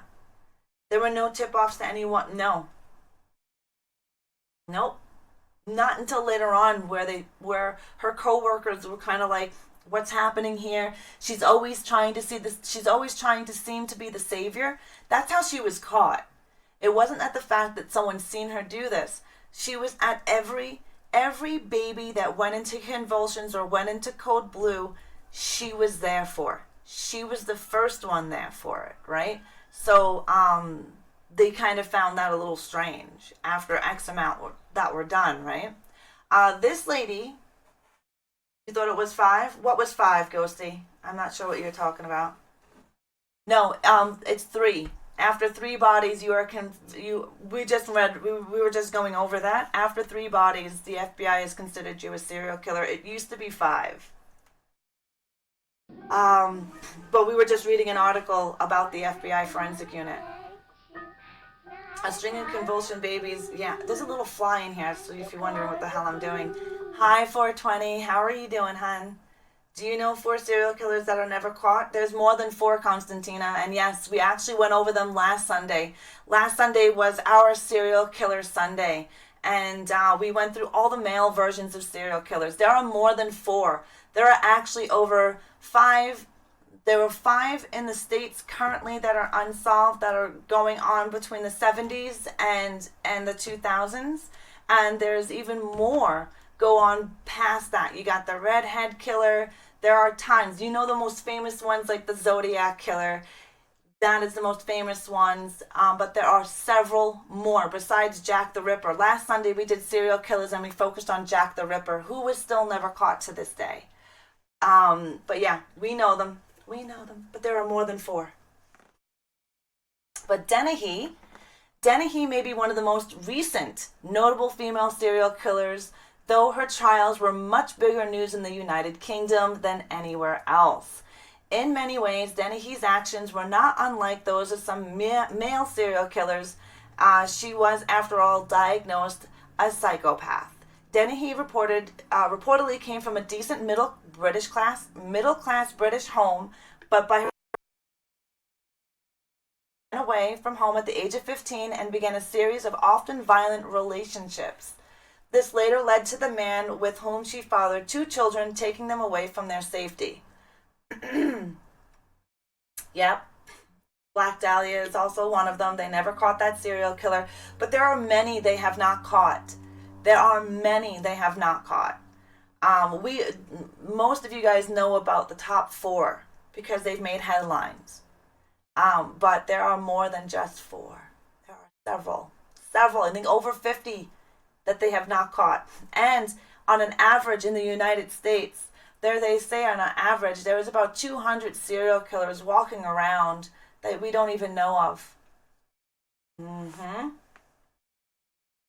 Oh, no, Nicholas, no. I'm a big horror fan. I love horror. This is just a little piece of my collection that I have here. But I'm a big horror fan. All the content that I create, from my horror web show to my video games, are all horror based, like Friday the 13th, Dead by Daylight. We're going to be introducing 2 new horror games this week, guys. I just got the game Visage, and then the game that Haley Dawn was playing about the dark web. So we're going to introduce 2 more horror games. I have dirty horror dreams. All right, so back to this crazy bitch. In March 2013, Dennehy was living in an efficiency apartment owned by her occasional lover, Kevin Lee. She launched a murderous campaign aimed at male victims. She first lured Lucas via sexting and stabbed him to death. She dumped his body in a ditch in Peterborough, England. Next, she murdered John Chapman, who lived in the same house. She finally killed Kevin Lee, which her lover, right? She dressed his corpse in a black dress, pushed her up to reveal his buttocks. What is wrong with her? She dressed his corpse in a black dress, but pushed up to reveal his butt cheeks. Like, what? She tried to kill 2 more, but they survived. Dennehy ultimately pled guilty to the murders. Police and the British public believed Dennehy did it just for fun. The power and the violence thrilled her, in the way that she had more in common with the majority of men who killed their victims over the women killing their victims. I don't know, but she enjoyed killing them. She had no true motive but having pleasure out of killing the men, and she did this by herself. She's not a big girl. In L.A. Noire, you solved the death of the Black Dahlia. You want to play Visage? Yeah, we're going to be playing it. Not all of them, Delta, not all of them. She did not have an accomplice. She killed these men and lured them in and then murdered them herself. Sorry, I speak very little English. I try to understand slowly what you say, but good, you have a nice collection. Well, thank you, and it's not a problem at all. You never know. She dressed him up in a black dress. Devil dog sweetness. Mwah, thank you for the host. That is her picture. This lady here is Joanna Dennehy. She was the recent serial killer in England. So in 2013 is when she started her killing spree.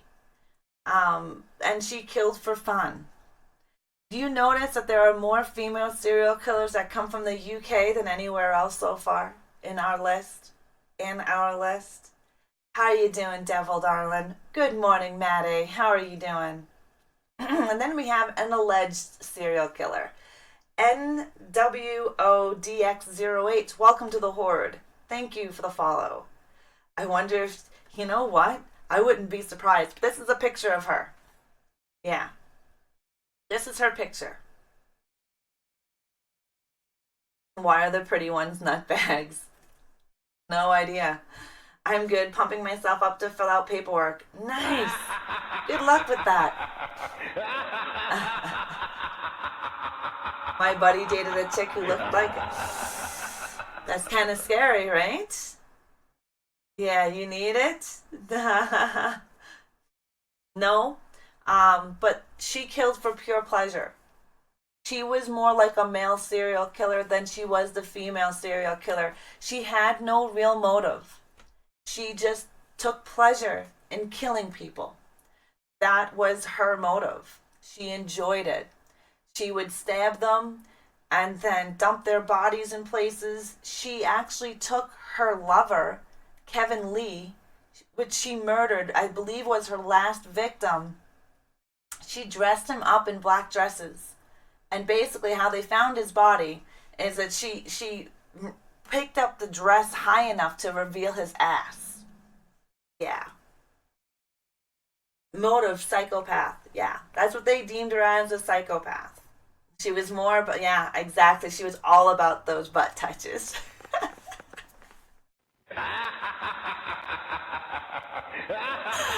All right, we're going to have a potential. Oh, Gamer Sass, thank you for the resub. Look, his eyes, the googly eyes are no longer there. They're no longer on Michael. What is that? Can I please get some resub hype for Gamer Sass? 18 friggin' months on Mixer. 18 friggin' months. Oh my goodness, Gamer Sass. Thank you so very much. Gamer Sass has been subbed to me a lot longer than that. That's just on Mixer for 18 months. Thank you, Gamer Sass, for all of your support and everything. Thank you so very much for the 18 months of sub support. I do appreciate that. Thank you guys for that sub hype. Yes, we love to resub hype here. So I do apologize to you mobile users and you tablet users and slow PC users as we enjoy our sub hype. When we have big milestones like sub hype, resub hype, birthday hype, we like to spam. Who's nuts? It's the level of nuts that yes, exactly, are overboard. I definitely agree with you there. Now, we have an alleged serial killer here. Her name is Kelly Cochran. And we're going to get to that. Didn't the Faces of Death movies have... Yeah, Faces of Death was banned in several countries because of the real deaths they had inside of it. Such a happy fuck you song. Good morning, Gamer Sass. How are you? I love Gamer Sass's entrance music. Such a happy way to tell someone to fuck off. You're doing good? Awesome. Awesome. This is Kelly Cochran. Cochran is a 34-year-old female, obviously, from Indiana, was convicted of killing her husband Jason via heroin overdose, then smothering him. She was sentenced to 65 years in prison, but she was already serving life for the 2014 murder of her boyfriend, Chris Regan. Cochran dismembered Regan after killing him, and many of her friends and relatives think she served his remains at a barbecue. She was nuts. Could you imagine? Yeah. Cochran dismembered Regan after killing him, and many of her friends and relatives think she served his remains at a barbecue. Slather any meat in barbecue sauce and I guess it'll taste like chicken. I don't know. I mean, would you be like, oh, this tastes a little funny? I don't know. These ribs are amazing. What's your secret? Humans. Yeah, exactly. Kelly Cochran is suspected of murders in Indiana, Michigan, Tennessee, and Minnesota. She referred to having friends buried in those states, and police are still investigating. So she's an alleged serial killer. While Cochran's apparent reasons for her known crimes aren't that unusual for women who kill, the bizarre sadism of possibly serving one victim as barbecue is so strange, it's hard to really grasp. Now, this is coming from the police and the FBI. It shows a rare level of comfort with violence and gore. So they're think that she's strange to them because most women do not serve up humans as food, where men serial killers usually eat and serve their victims up as food, right? Of course, this lady I was seeing was a vegan. Well, that's a good thing. That is a good thing. If you're looking for some dark shit, there's a Canadian website called, yes, Best Gore. They have videos of them really dark shit, including Luca. Yep, Best Gore. I use Best Gore for certain things when I'm looking up things. Definitely do not go to it if you have a weak stomach. The website that Best Gore got their idea from was called Strangeland. There was this website back in the day when the internet first came out of Strangeland. And what this website did, it had a crazy, freaky clown, and they would take videos of real people's deaths. These are real deaths, and they would put them on their websites. That then later on got taken off the internet, and now there's Best Gore. Now they cannot remove Best Gore from the internet because of freedom of speech. Ed Gein?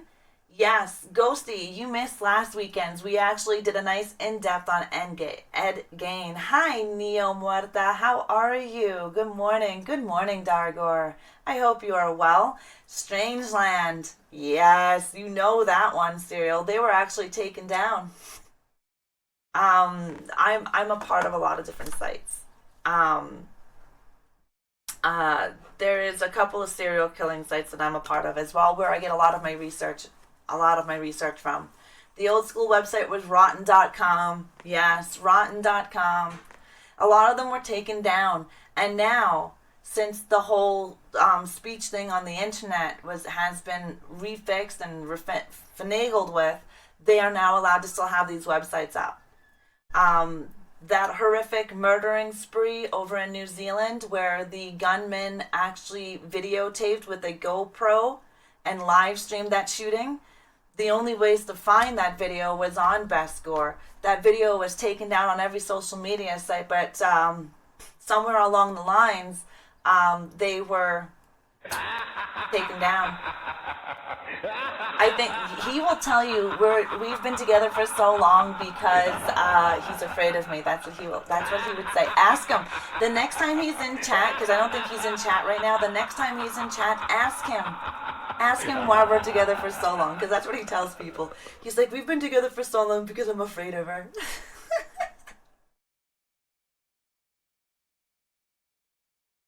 Yeah, he doesn't sleep. Well, we're going on 18 years in October, so I must be doing something right. It can't be that scary. Anyways, let's get back to Cochran. While Cochran's apparent reasons for her known crimes aren't that unusual for women, she ate them. Well, we thought she may have eaten them. There is no official word yet if she actually served her victims for food, but friends and family members think she did. Still haven't been convicted of just 2 murders. Cochran isn't officially a serial killer, not yet at least. Until they get more information on her victim, she's not considered a serial killer. That is why she's considered a potential serial killer, because it's only 2 bodies and not 3. Yeah, thank you. We've been together for 18 years in October. We'll be married for 15, I think it is, on Halloween. When Mike bought me my bone saw and told him that it would be cool, I cut him up, and he said, yeah, I know, and laughed. Yeah, that's so funny. Not you, Mom was a nurse. Hope she doesn't end up murdering me in my sleep. Oof. No, we do know that many female serial killers are nurses. They also have a site called Blood Show that had disturbing footage. Yeah. No, this lady here is not Canadian. She is from Indiana. We don't have too many female serial killers here in Canada. I was digging and trying to find some, but we don't have many. UK has a ton. The US has a few. That's why all the female serial killers that I'm showing you today are sporadic around the world. There is not as many. I think there's a total of 75 female serial killers throughout 1800s to now, where there is over hundreds of male serial killers, right? Well, I mean, I kind of get it where we have a fascination with death, and pop culture serial killers do generally equal out infamy and pop culture icons and fame. They do. But men serial killers seem to be the most adored. They get the most media coverage. They get the most documentaries and movies made about them. Most of these female serial killers none of you heard of. I don't understand why men seem to get all the media coverage. I gather. We murder you and we say we're sorry. But yeah, there's not a lot of murdering. There's not a lot of serial killers from Canada to begin with. We don't have a lot. We have a few. We do have a few, don't get me wrong. We have a couple, some big famous ones, but nothing like the States or the UK. Must be the healthcare system. Who knows? Oh, well, thank you, Battle Bard. I appreciate that, buddy. Yes, we actually have some information on Lavina Fisher. Yeah. I haven't put her out here, but she'll be in Discord. We have Lavina Fisher as well. So recap then, don't date a nurse. Don't date a nurse in the UK. Definitely. They are definitely more gruesome. Majority of male serial killers target strangers, right? We found out in our research that 85.5% of men's serial killers target strangers, where only 14.5% of female serial killers target strangers, right? Women mainly target people they know. They don't target strangers. So for stalking the victim, 65.4% of that were men, where only 3.6% are women. Serial killers were going off of men and women serial killers, not regular men and women in general. Just to understand that, get that out there. Now, 58.2% of female serial killers know their victim or related to their victims, where only 9.1% of male serial killers have related victims or know their victims, right? So there's a big difference between female and male killers.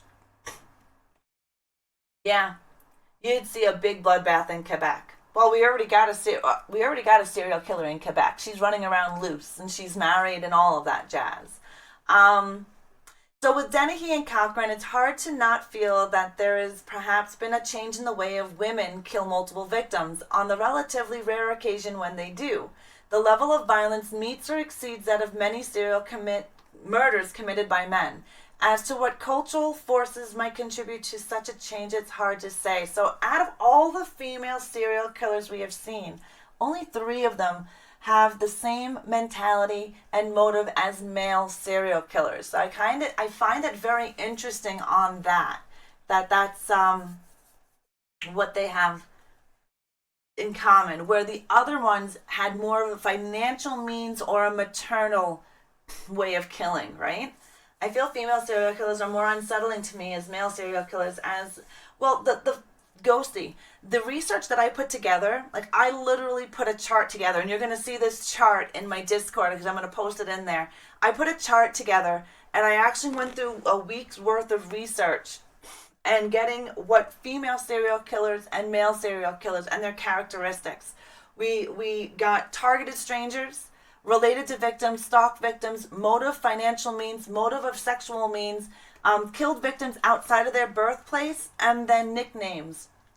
And it's surprising that more female serial killers kill for financial means than the males, and how they think of things. Serial killing women are usually less brutal than the male versions. Male versions are very brutal, and more of them are sexually more sexualized than with the female killings. Almost every female serial killer did not murder over sexual needs. They were murdering over maternal instinct or being scorned by a man. So majority of the women that we've seen today, that's what it's been about. Anime, thank you for that host. We have this lady at work who's so damn toxic nobody would miss her.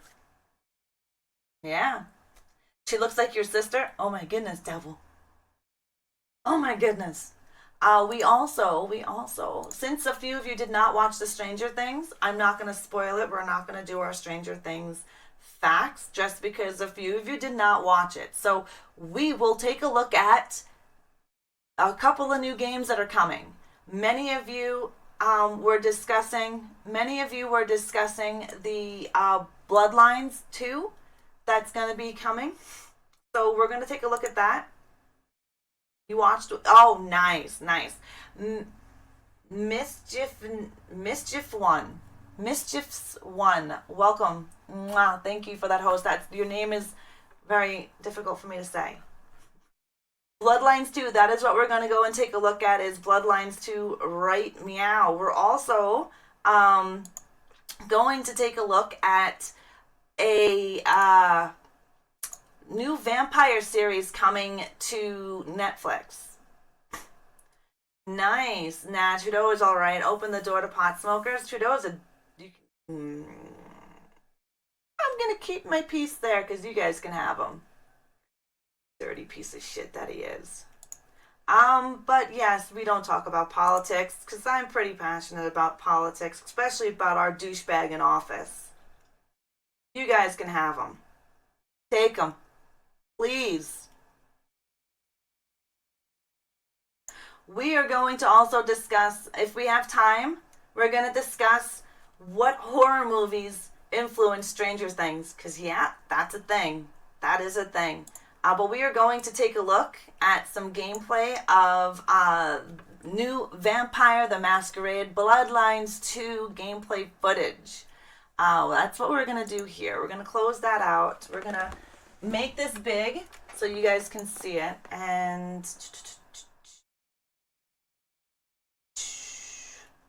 close that out.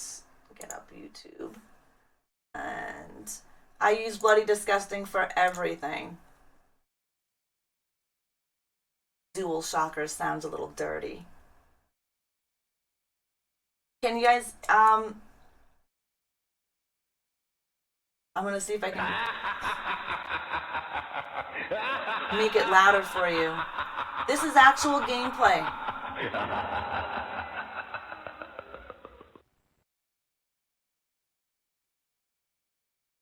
I'm waiting for my wife to have the day off so we can binge Stranger Things. Nice.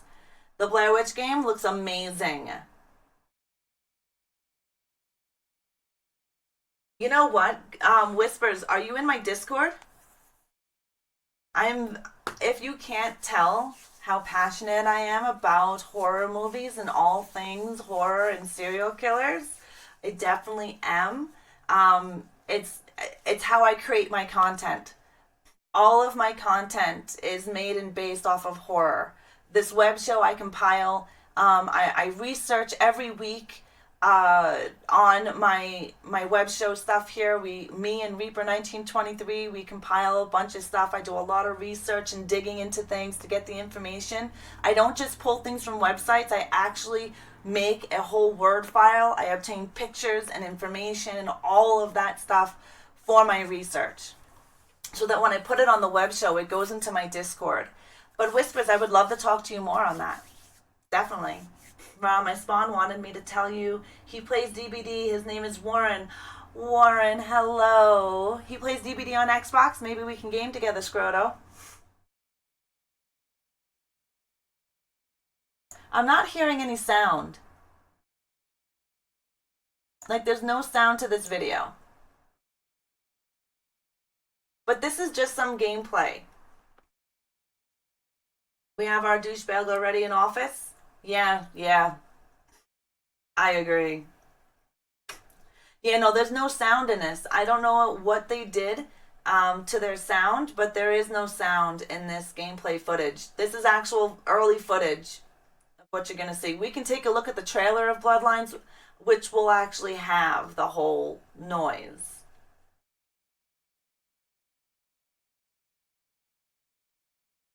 Yeah, I'm kind of interested in this game, so you may see this in stream. You may see this in stream. I have been doing some research on it since many of you have been discussing it and talking about Bloodlines. Yeah. But I don't know why there was no sound. There was no sound yesterday when I watched this. Yeah, there was no sound yesterday when I watched it either. So I don't know when they recorded it. Maybe they had the sound off. But you may just see this game in the stream as well. It does look like the bar in GTA, Juana. It definitely does. Did you, Gamer Sass? Totally Pioneer Square. That's awesome. That's cool.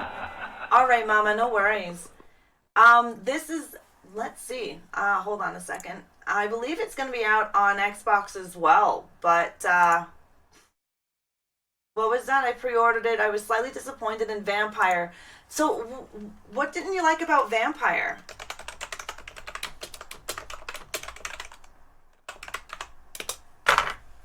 I believe it's coming out. Okay, so the game is currently in development and will launch on PC and consoles in 2020.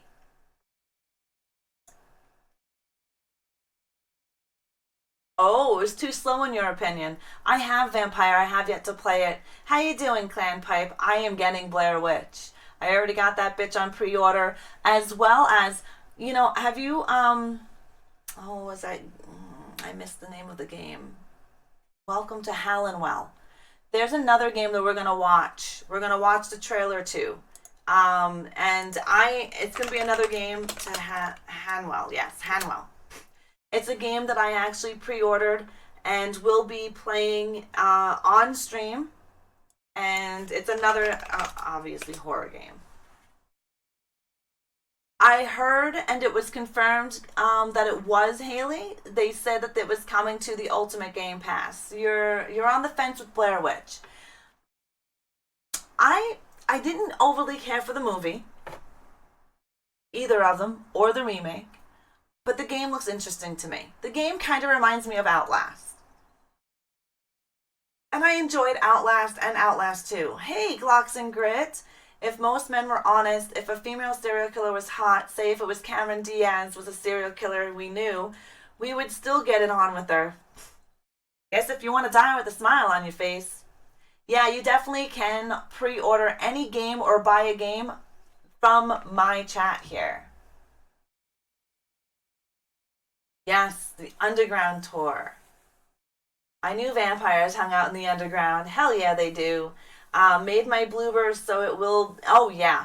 Serial Killer. It's made by Bloober, so it will be very similar to Layers of Fear. Yeah, you liked Vampire? I play a Nosferatu serial killer who would murder entire families if he found the door to the home unlocked. I like Nosferatu. I have a beautiful picture of Nosferatu. He's one of my favorite vampires. He's the first vampire.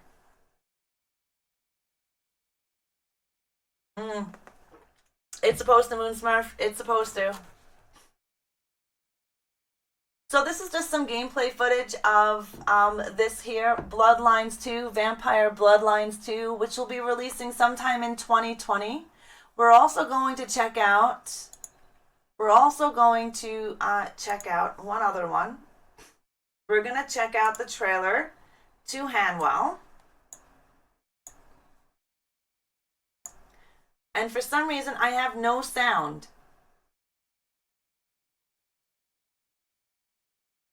Which is very strange. Like, you guys have no sound either, right?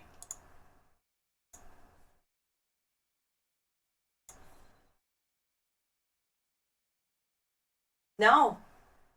Not at all. Let's go and take a look at my system sound settings here really quick. Nothing's changed either. Except when I turned off my computer yesterday, my system sounds did change.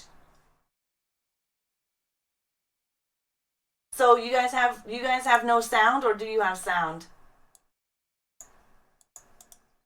What's going on here?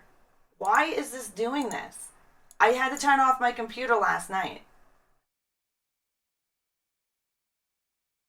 Which is weird because they were set, Gamer Sass. They were set. There we go. We're going to reset this because I need to see it from the beginning. but I just turned off my computer. That's all I did. Yes, August 30th, and then July 30th is the Blackout Club as well. Become a cesspool of anomalous scum, shrouded in darkness and This is Welcome to Hanwell. nobody gets in, nobody gets out. No, but Metro, they were default since Friday. They didn't change. They were set to default on Friday when I streamed on Friday night. We all had sound. They were set to default. I turned off my computer last night because of the storm. Everything is back to not being correct. Yeah. This game you will see in the stream. This is on Xbox. I have pre-ordered it. Or did I just buy it? Is it on pre-order? I don't remember.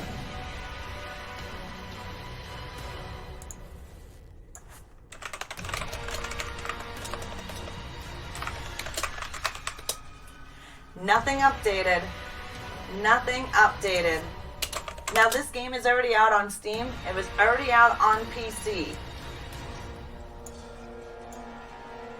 It's Mickey's Shot. What do you expect? Yeah. I have a checklist before stream, but I honestly didn't think I had to check my default sound since my computer didn't update. If it's something updated or nothing updated, Gamer Sans. There was no updates yesterday. All I did was I had sound yesterday because I was watching Metro. I had sound. I turned off my computer because of the storm. I turned it on this morning. I had sound. I had sound this morning. And then no sound when I started stream. So in between the time of restarting, having sound, and starting the stream, I lost sound completely. Pizza Pops. Weird good. Pizza Pops. This game will be available on July 18th, by the way. July 18th, Welcome to Hanwell. It is coming to Xbox. It's already pre-ordered for me. Yeah. Yeah. All my icons. I bought that fence thing. Ooh, I want to show you guys the trailer. Hold up. To Rabid.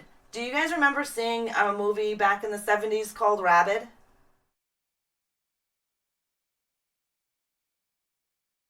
I want to open that one. Give me a second. I'm just opening them up. No. Okay. Rabid is a really good movie. I highly suggest seeing the original one before seeing the remake, only because the original is really cool. We're going to watch the trailer for the remake of Rabid.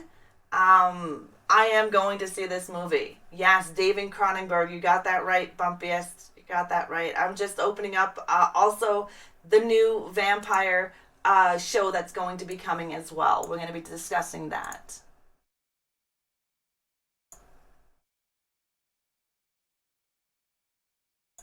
This is the trailer to Rabid.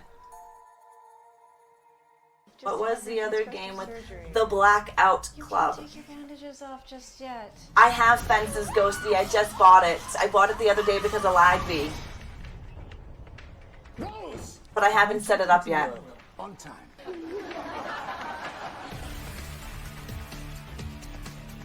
I just don't get Rose. She's so weird and sad. Did you ask Brad to bring me here? Can I get you a drink? Who told you? I'm so humiliated. Why would you do this to me?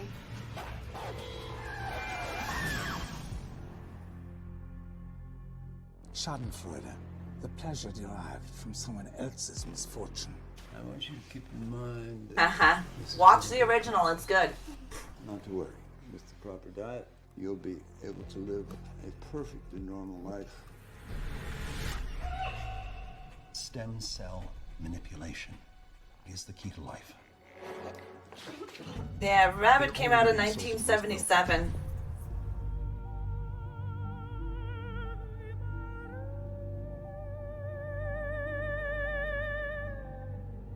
I remember Shivers, Bumpiest. Yes. Let me look at you. Wow. This is the trailer to Rabid, Kingslayer. No, it's not like it never happened. I've been having vivid nightmares. Why am I dreaming about drinking blood? Well, people that dream about drinking blood often have unfulfilled yearnings. It's tied to the guilt of desire. Where can I take you, Rose? Nowhere. Ow! To Astoria. An insane bit me. An outbreak of rabies. Avoid all animals and humans exhibiting violent or erratic behavior. It spreads like an STD. Ghosty, have you never seen the original? Oh my goodness.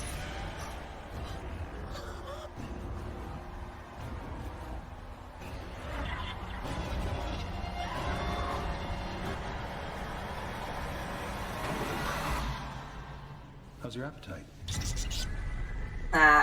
How's your appetite? That was Rabid. Rabid original came out in 1977. It was a good movie. A good movie. Then now it is Cronenberg remake of Rabid 2019. This is the official trailer of it. Let me just go take a look when the release date is. I have no idea. I don't watch wrestling.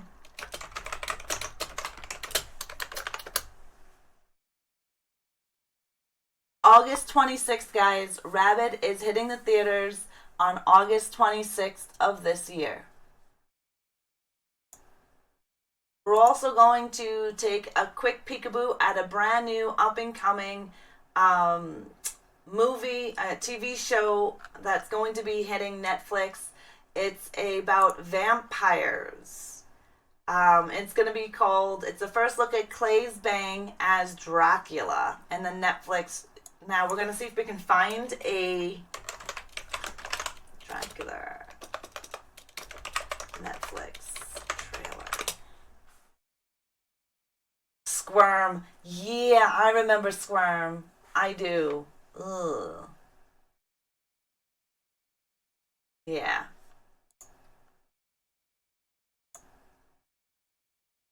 Well, I don't see any trailer at the moment for the Netflix. But this guy here,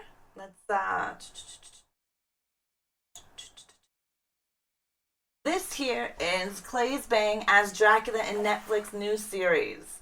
So I'm interested to see this one. It is a BBC, so it's made over in the UK, Netflix US or Netflix UK. Yeah, they will have it. We'll have it here in Canada as well because we do have a lot of BBC content here since we are a Commonwealth of the UK. I only know the old WWE wrestlers like Captain Lou Albano, Jake the Snake, Hulk Hogan, Randy. That's when I used to watch wrestling, when the gorgeous ladies of wrestling were on TV as well. All this new sparkly shit with wrestling, I don't watch it. I lost interest when they started becoming all fancy and frilly with sparkles and bullshit. I love horror, but my favorite kind of films are halfway through it, you begin to question your existence, i.e. Lost Highway, yes, those are good movies. Bret the Hitman Hart, yep. The golden age of wrestling, you got that right, Metro. That's when it was good. Captain Lou Albano, who remembers Captain Lou Albano? He had got the fucking rubber bands in his goddamn beard. He was awesome. No worries, no worries. So here is a first look at Clay's Bang. The book is The Girl in the Spiderweb as the title character in BBC's and upcoming Netflix Dracula series. He stars alongside a cast that includes recently added John Heffman, Dolly Wells, Joanna Scallon, and Mortimer Clark. Well, that's a friggin' first name there. Johnny Campbell is directing the opening installment with Damon Thomas and Paul McGuigan. So we should see this pretty soon. It is about Transylvanian in 1897. The blood-drinking count is drawing his plans against Victorian London. The series will consist of 3 90-minute episodes expected later on in 2019 to 2020. Yeah. This is the man that will be playing Dracula. I figured since we were talking about Bloodlines vampires, we might as well bring in and show you a new Netflix series, Dracula. Look for this on Netflix. It'll be a Netflix original around 2019, late of 2019, early of 2020. WB Whispers, Commander Cabal. Mwah, thank you for that host. And our last thing before we head out today, we are going to look at the horror influences that influenced Stranger Things. Yes, Stranger Things, most of what you see in Stranger Things were influenced by horror movies. We're going to go through that. I'm nervous about the things Netflix have been putting out recently because reason I'm not going to discuss here, although I know, Ghosty, I think it's a bunch of crap. I think it's a bunch of crap. Completely a bunch of crap. Who here has seen Slasher yet? You needs to go see that. You needs to go see it. Slasher season 3 is off the hook. But yes, Ghosty, I agree. There's just... I just don't understand. So here is Stranger Things. We're not going to go and look through... Ra, have you seen Castle Rock series? I have, Bumpiest. I've got it on Crave TV. Scream season 3 starts tomorrow. I'm hoping we get it. I'm hoping we get it on Netflix. I don't know if I'll get it, though. I'm in the middle of season 2 Slasher. So what'd you think about 1? I honestly didn't care for 1. I thought it was okay. 2, I'm thinking was a little better than 1. But number 3, holy balls and wieners, it's great. Like, seriously great. You missed the wrestling talk. Hot damn, you can continue it, though, if you want. I think 1 was alright. I felt the big return of the Body Snatcher vibe on season 3 was Stranger Things. I haven't even watched it yet because me and Heavy haven't. Hi, Savage Killer. Okay, so season 1. We see. I won't go into season 3 stuff. Season 1, we have the Firestarter and Carrie. It should surprise no one that Stephen King was a major influence on the Duffer Brothers growing up and therefore played a huge role in this series. 11 psychokinetic and telepathic abilities draw from Firestarters, Charlie McGee and Carrie White. Have you guys seen Firestarter? If you haven't, you needs to see it. It's a great movie. But this is just some of the influences of horror movie influencing Stranger Things. And this article I am getting from Bloody Disgusting. All of what you see here will be put into my Discord in the Coffee Chat of Horror section of my Discord. So you can actually see all of the links and trailers, as well as all of my own research and put together files on the female serial killers will all be in my Discord. Usually by the end of day today, you should be able to see it all. All of the horror fantasy artwork that you've seen this morning by Reaper 1923 is also in the Discord under the Reaper channel. If you guys want to join my Discord, you're more than welcome to. Scroto, thank you for that host. Altered States. So the isolation tank that 11 was submerged in during flashback sequences were inspired by Altered States. Another good movie if you guys have not seen it. The film served as a key reference point for production designer Chris Truglio. You lost connection? I kind of thought you lost connection. Yes. I actually like her in some movies. Like the Santa Clarita Diet, I loved her in that TV show. I love the Santa Clarita Diet. Netflix, you are assholes for discontinuing it. That's my piece. But I do like Drew Barrymore in some of the movies and TV shows she has been in. Some of the other shows, not so much. Not so much. Hello, Joes. How are you? So also Under the Skin. When the sensory deprivation tanks work, enhancing Eleven's abilities, she's known in all black, space standing on water. The imagery is directly inspired by Under the Skin. Hello, Super Crew. We are always talking about horror, my darling. Always. Ankle Biters. There's actually, you reminded me of Ankle Biters. There is a new horror movie coming out that deals with just children. This one here, we're talking about a look back on the horror influences of Stranger Things. So Stranger Things has a heavy influence of horror movies. Heavy influence of horror movies. And if you don't watch horror movies, you would never know this. But there are scenes in here that you can pull out and saying that's from so-and-so or that was inspired from so-and-so. Just like in Layers of Fear, the video game. Like Layers of Fear 2 has been inspired by mainly horror movies. There are a few, like from Nightmare on Elm Street layout in Layers of Fear 2. I heard about that, Scrutto. I think you and I were talking about that. How are you doing, Super Crew? Are you having a good day today? Poltergeist was also part of the influence here. Like Diana Freeling's ability to communicate with her ghost-napped daughter, Carol Ann, by way of white noise of the TV and walls, Joyce is able to communicate to Will through a string of Christmas lights and radios. So, right there's Poltergeist. Halloween is... Yes.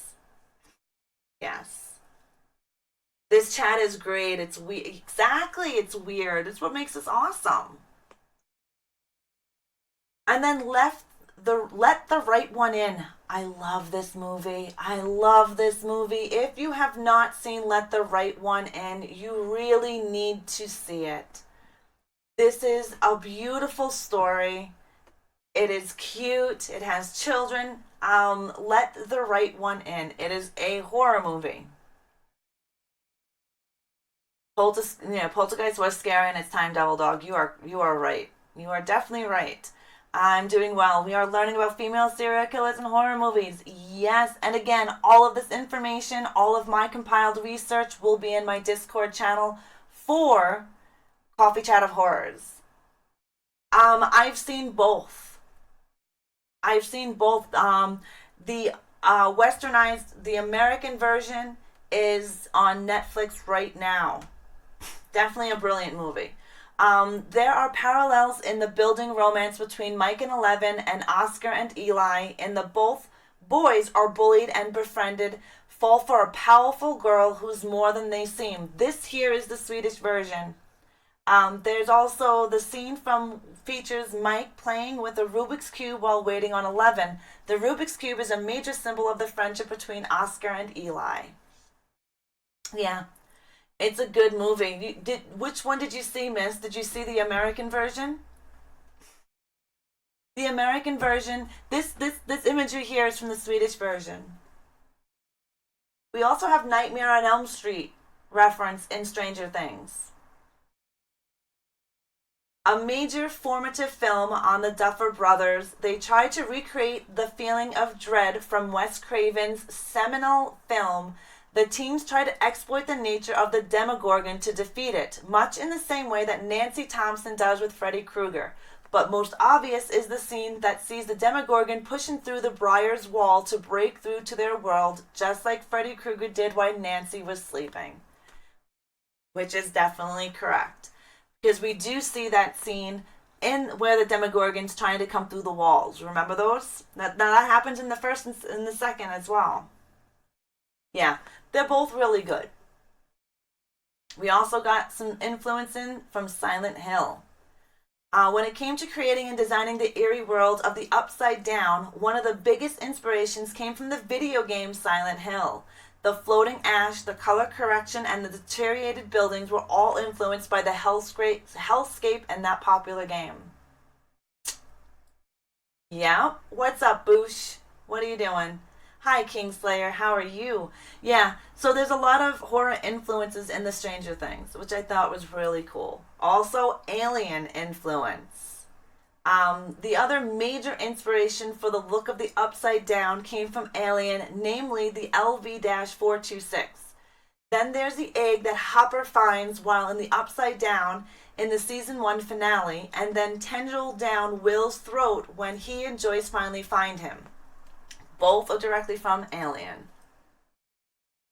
We also got a Jaws influence here. You see the influence there? The Hawkins Police Department in the Amityville. I gotta say, I gotta go to Sobeys. I gotta go to Sobeys today too. I have to pick up my gluten-free stuff.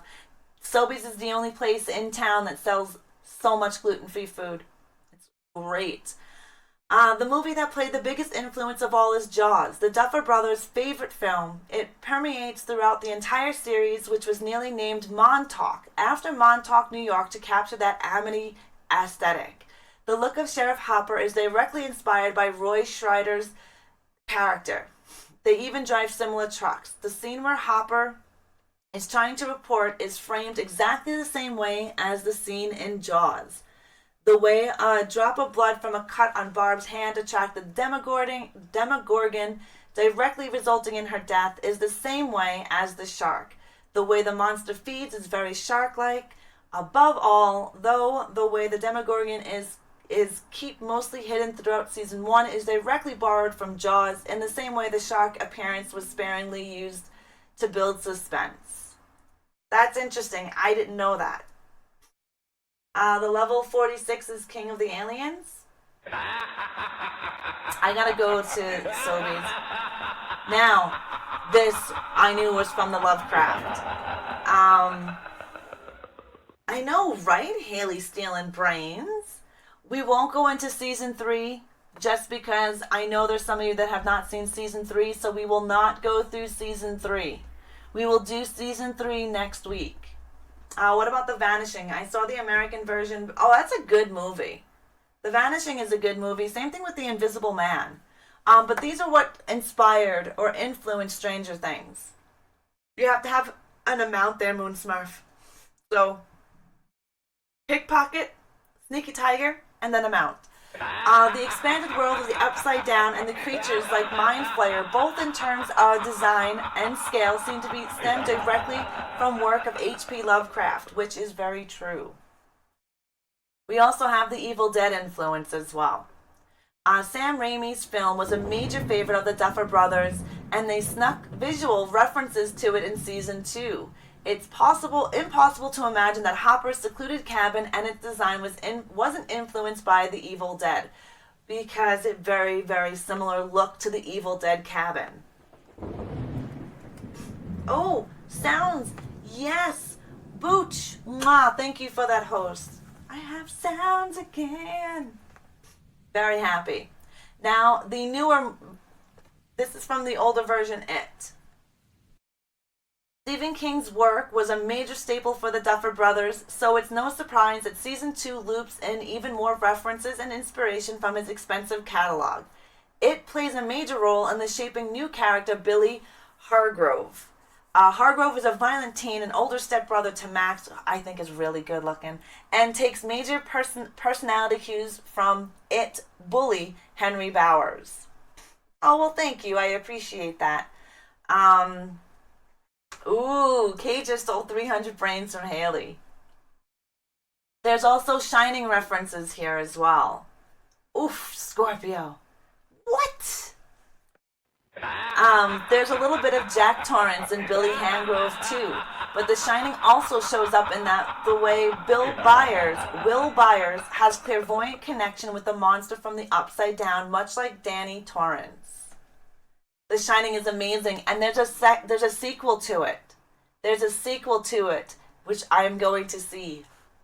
Ooh, Doggy's trying to get a heist going. Get in on that heist. Get those brains. And The Exorcist. The Mind Flayer, a.k.a. the Shadow Monster, appears to Will in visions at the beginning of season 2, but eventually takes control of his body, which we do remember. Will's consciousness is assimilated into hive mind, and the Mind Flayer is able to use Will as a puppet. Actor Noah Schnapp studied The Exorcist and Regan's physicality when preparing for these specific scenes. The medical gown he wears while possessed and during his exorcism scene also feels like a visual nod. I think it's pretty interesting. How many of you have seen these and actually connected that to the TV show? Gremlins, one of my favorite Christmas movies.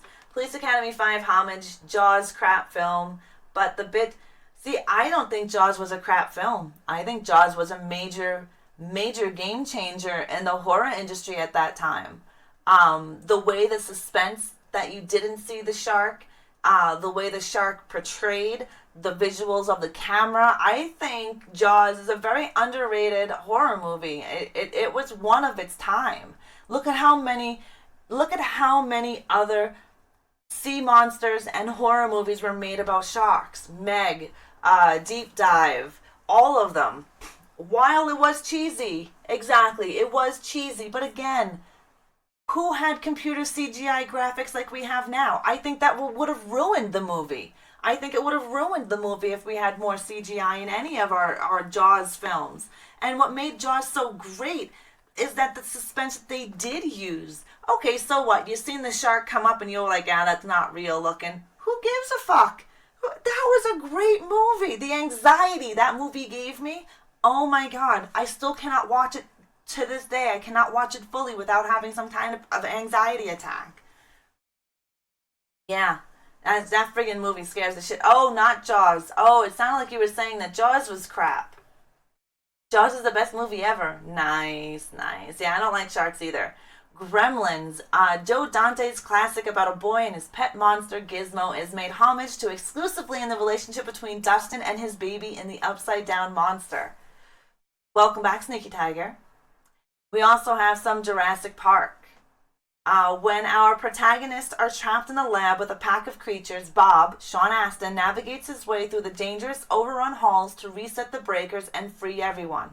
This sequence is homage to Jurassic Park, where Laura Dern's Ellie Statler has to make her way to the bunker to restore power while hungry velociraptors are loose and on the hunt. I remember that scene.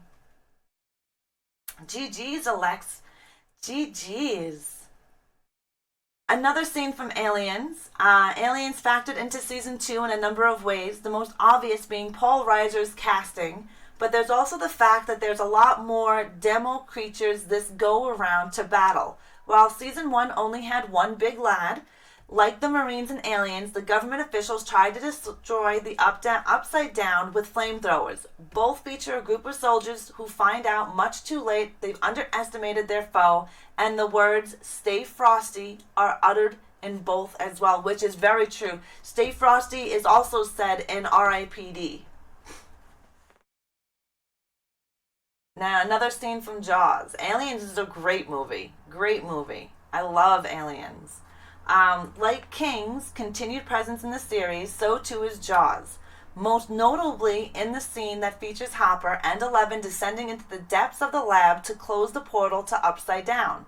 As they confronted with the power of Mind Flayer and the enclosing pack of demidogs, they find the iron cage they're in has left them vulnerable. Just like Richard Dreyfuss, Hooper, who finds himself face to face with the shark while inside the shark cage beneath the water. And of course, the Hollywood reference to Ghostbusters. So in season 2, we see the core group of characters dressed as Ghostbusters, and introduced Max, who is dressed as Michael Myers, and the whole slew of horror nods scattered among the trick-or-treaters. So you do see many, many, many references to horror that influenced Stranger Things. The Duff brothers were horror fans. It's great to actually see some of these. Some of them I did put together before reading this article, and then most of the others that I've read, I had no idea influenced this movie. I have 42 Meters Down. I try to watch at least one of the horror movies that have to do with sharks at least once. I have a fear of open water, and well, that's a whole part of it. Moon Smurf, you need to binge watch that shit. You need to binge watch that shit. Seriously. Well, that is the ending of our show, guys. I hope you enjoyed, and I hope it was informative for you. Netflix. You can get it all on Netflix, sweetness. All on Netflix. Don't go. I need to eat. I'm hungry. Thank you, Go Klepto. Thank you, Reaper1923, for the compiled information images as well. I, myself, and Reaper1923, we do our research and compile it together, so I'm super excited about that. Gotham, how are you? I am. I've been on since 9:30 this morning, and it's now noon, and I'm hungry. I need to eat. But For a recap, we did go over the infamous female serial killers, also 5 of the most unknown serial killers of female serial killers. We went through the Rabid trailer, which is dropping August 26th of 2019. You can actually see Rabid the movies on August 26th. We went through the Welcome to Hanwell game trailer, as well with Bloodlines 2. I'm excited for both of these games that are coming out. Hi, Sprained. Who's on? Is there anybody on that we can read? All of my information, again, guys, is all the stuff that I've compiled along with Reaper 1923 will be put in my Discord. So if you did miss something, I'm also going to have this VOD up on my YouTube channel as well. So by the end of day today, you should be able to watch the VOD. And if you want any of the information, any of my charts that I created, those will all be in my Discord by the end of day as well. So you guys can catch up on all that. Kitty, let's go see if Kitty's on. No, Scroto, I have no credits. It's still something that we don't have. I'm hoping one day I will have credits because I really enjoyed my credits. I love seeing your guys' names up on the screen every time. I'm very disappointed that there is no credits for Mix It Up Bot, because that's what I'm using. She is co-streaming. Do you guys want to see a co-stream? I know sometimes co-streams are a little hectic. Yeah, but we just rated Not Your Mom. You guys don't want to see a co-stream, or you want to see a co-stream? I know co-streams can be a bit hectic for some. I know it causes issues, so I'm going to leave that up to you guys. That? I don't know if I'm even following them.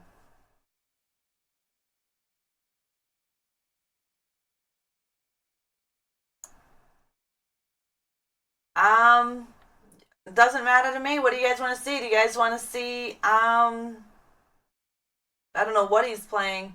What is Fielders doing? We haven't rated Fielders in a long time, so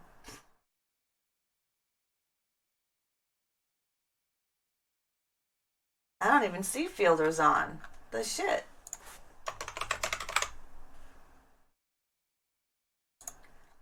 All right, let's watch some Rem Royale. It's not my choice in game to watch, but Fielder's Choice is really awesome person here on Mixer. He's a partner.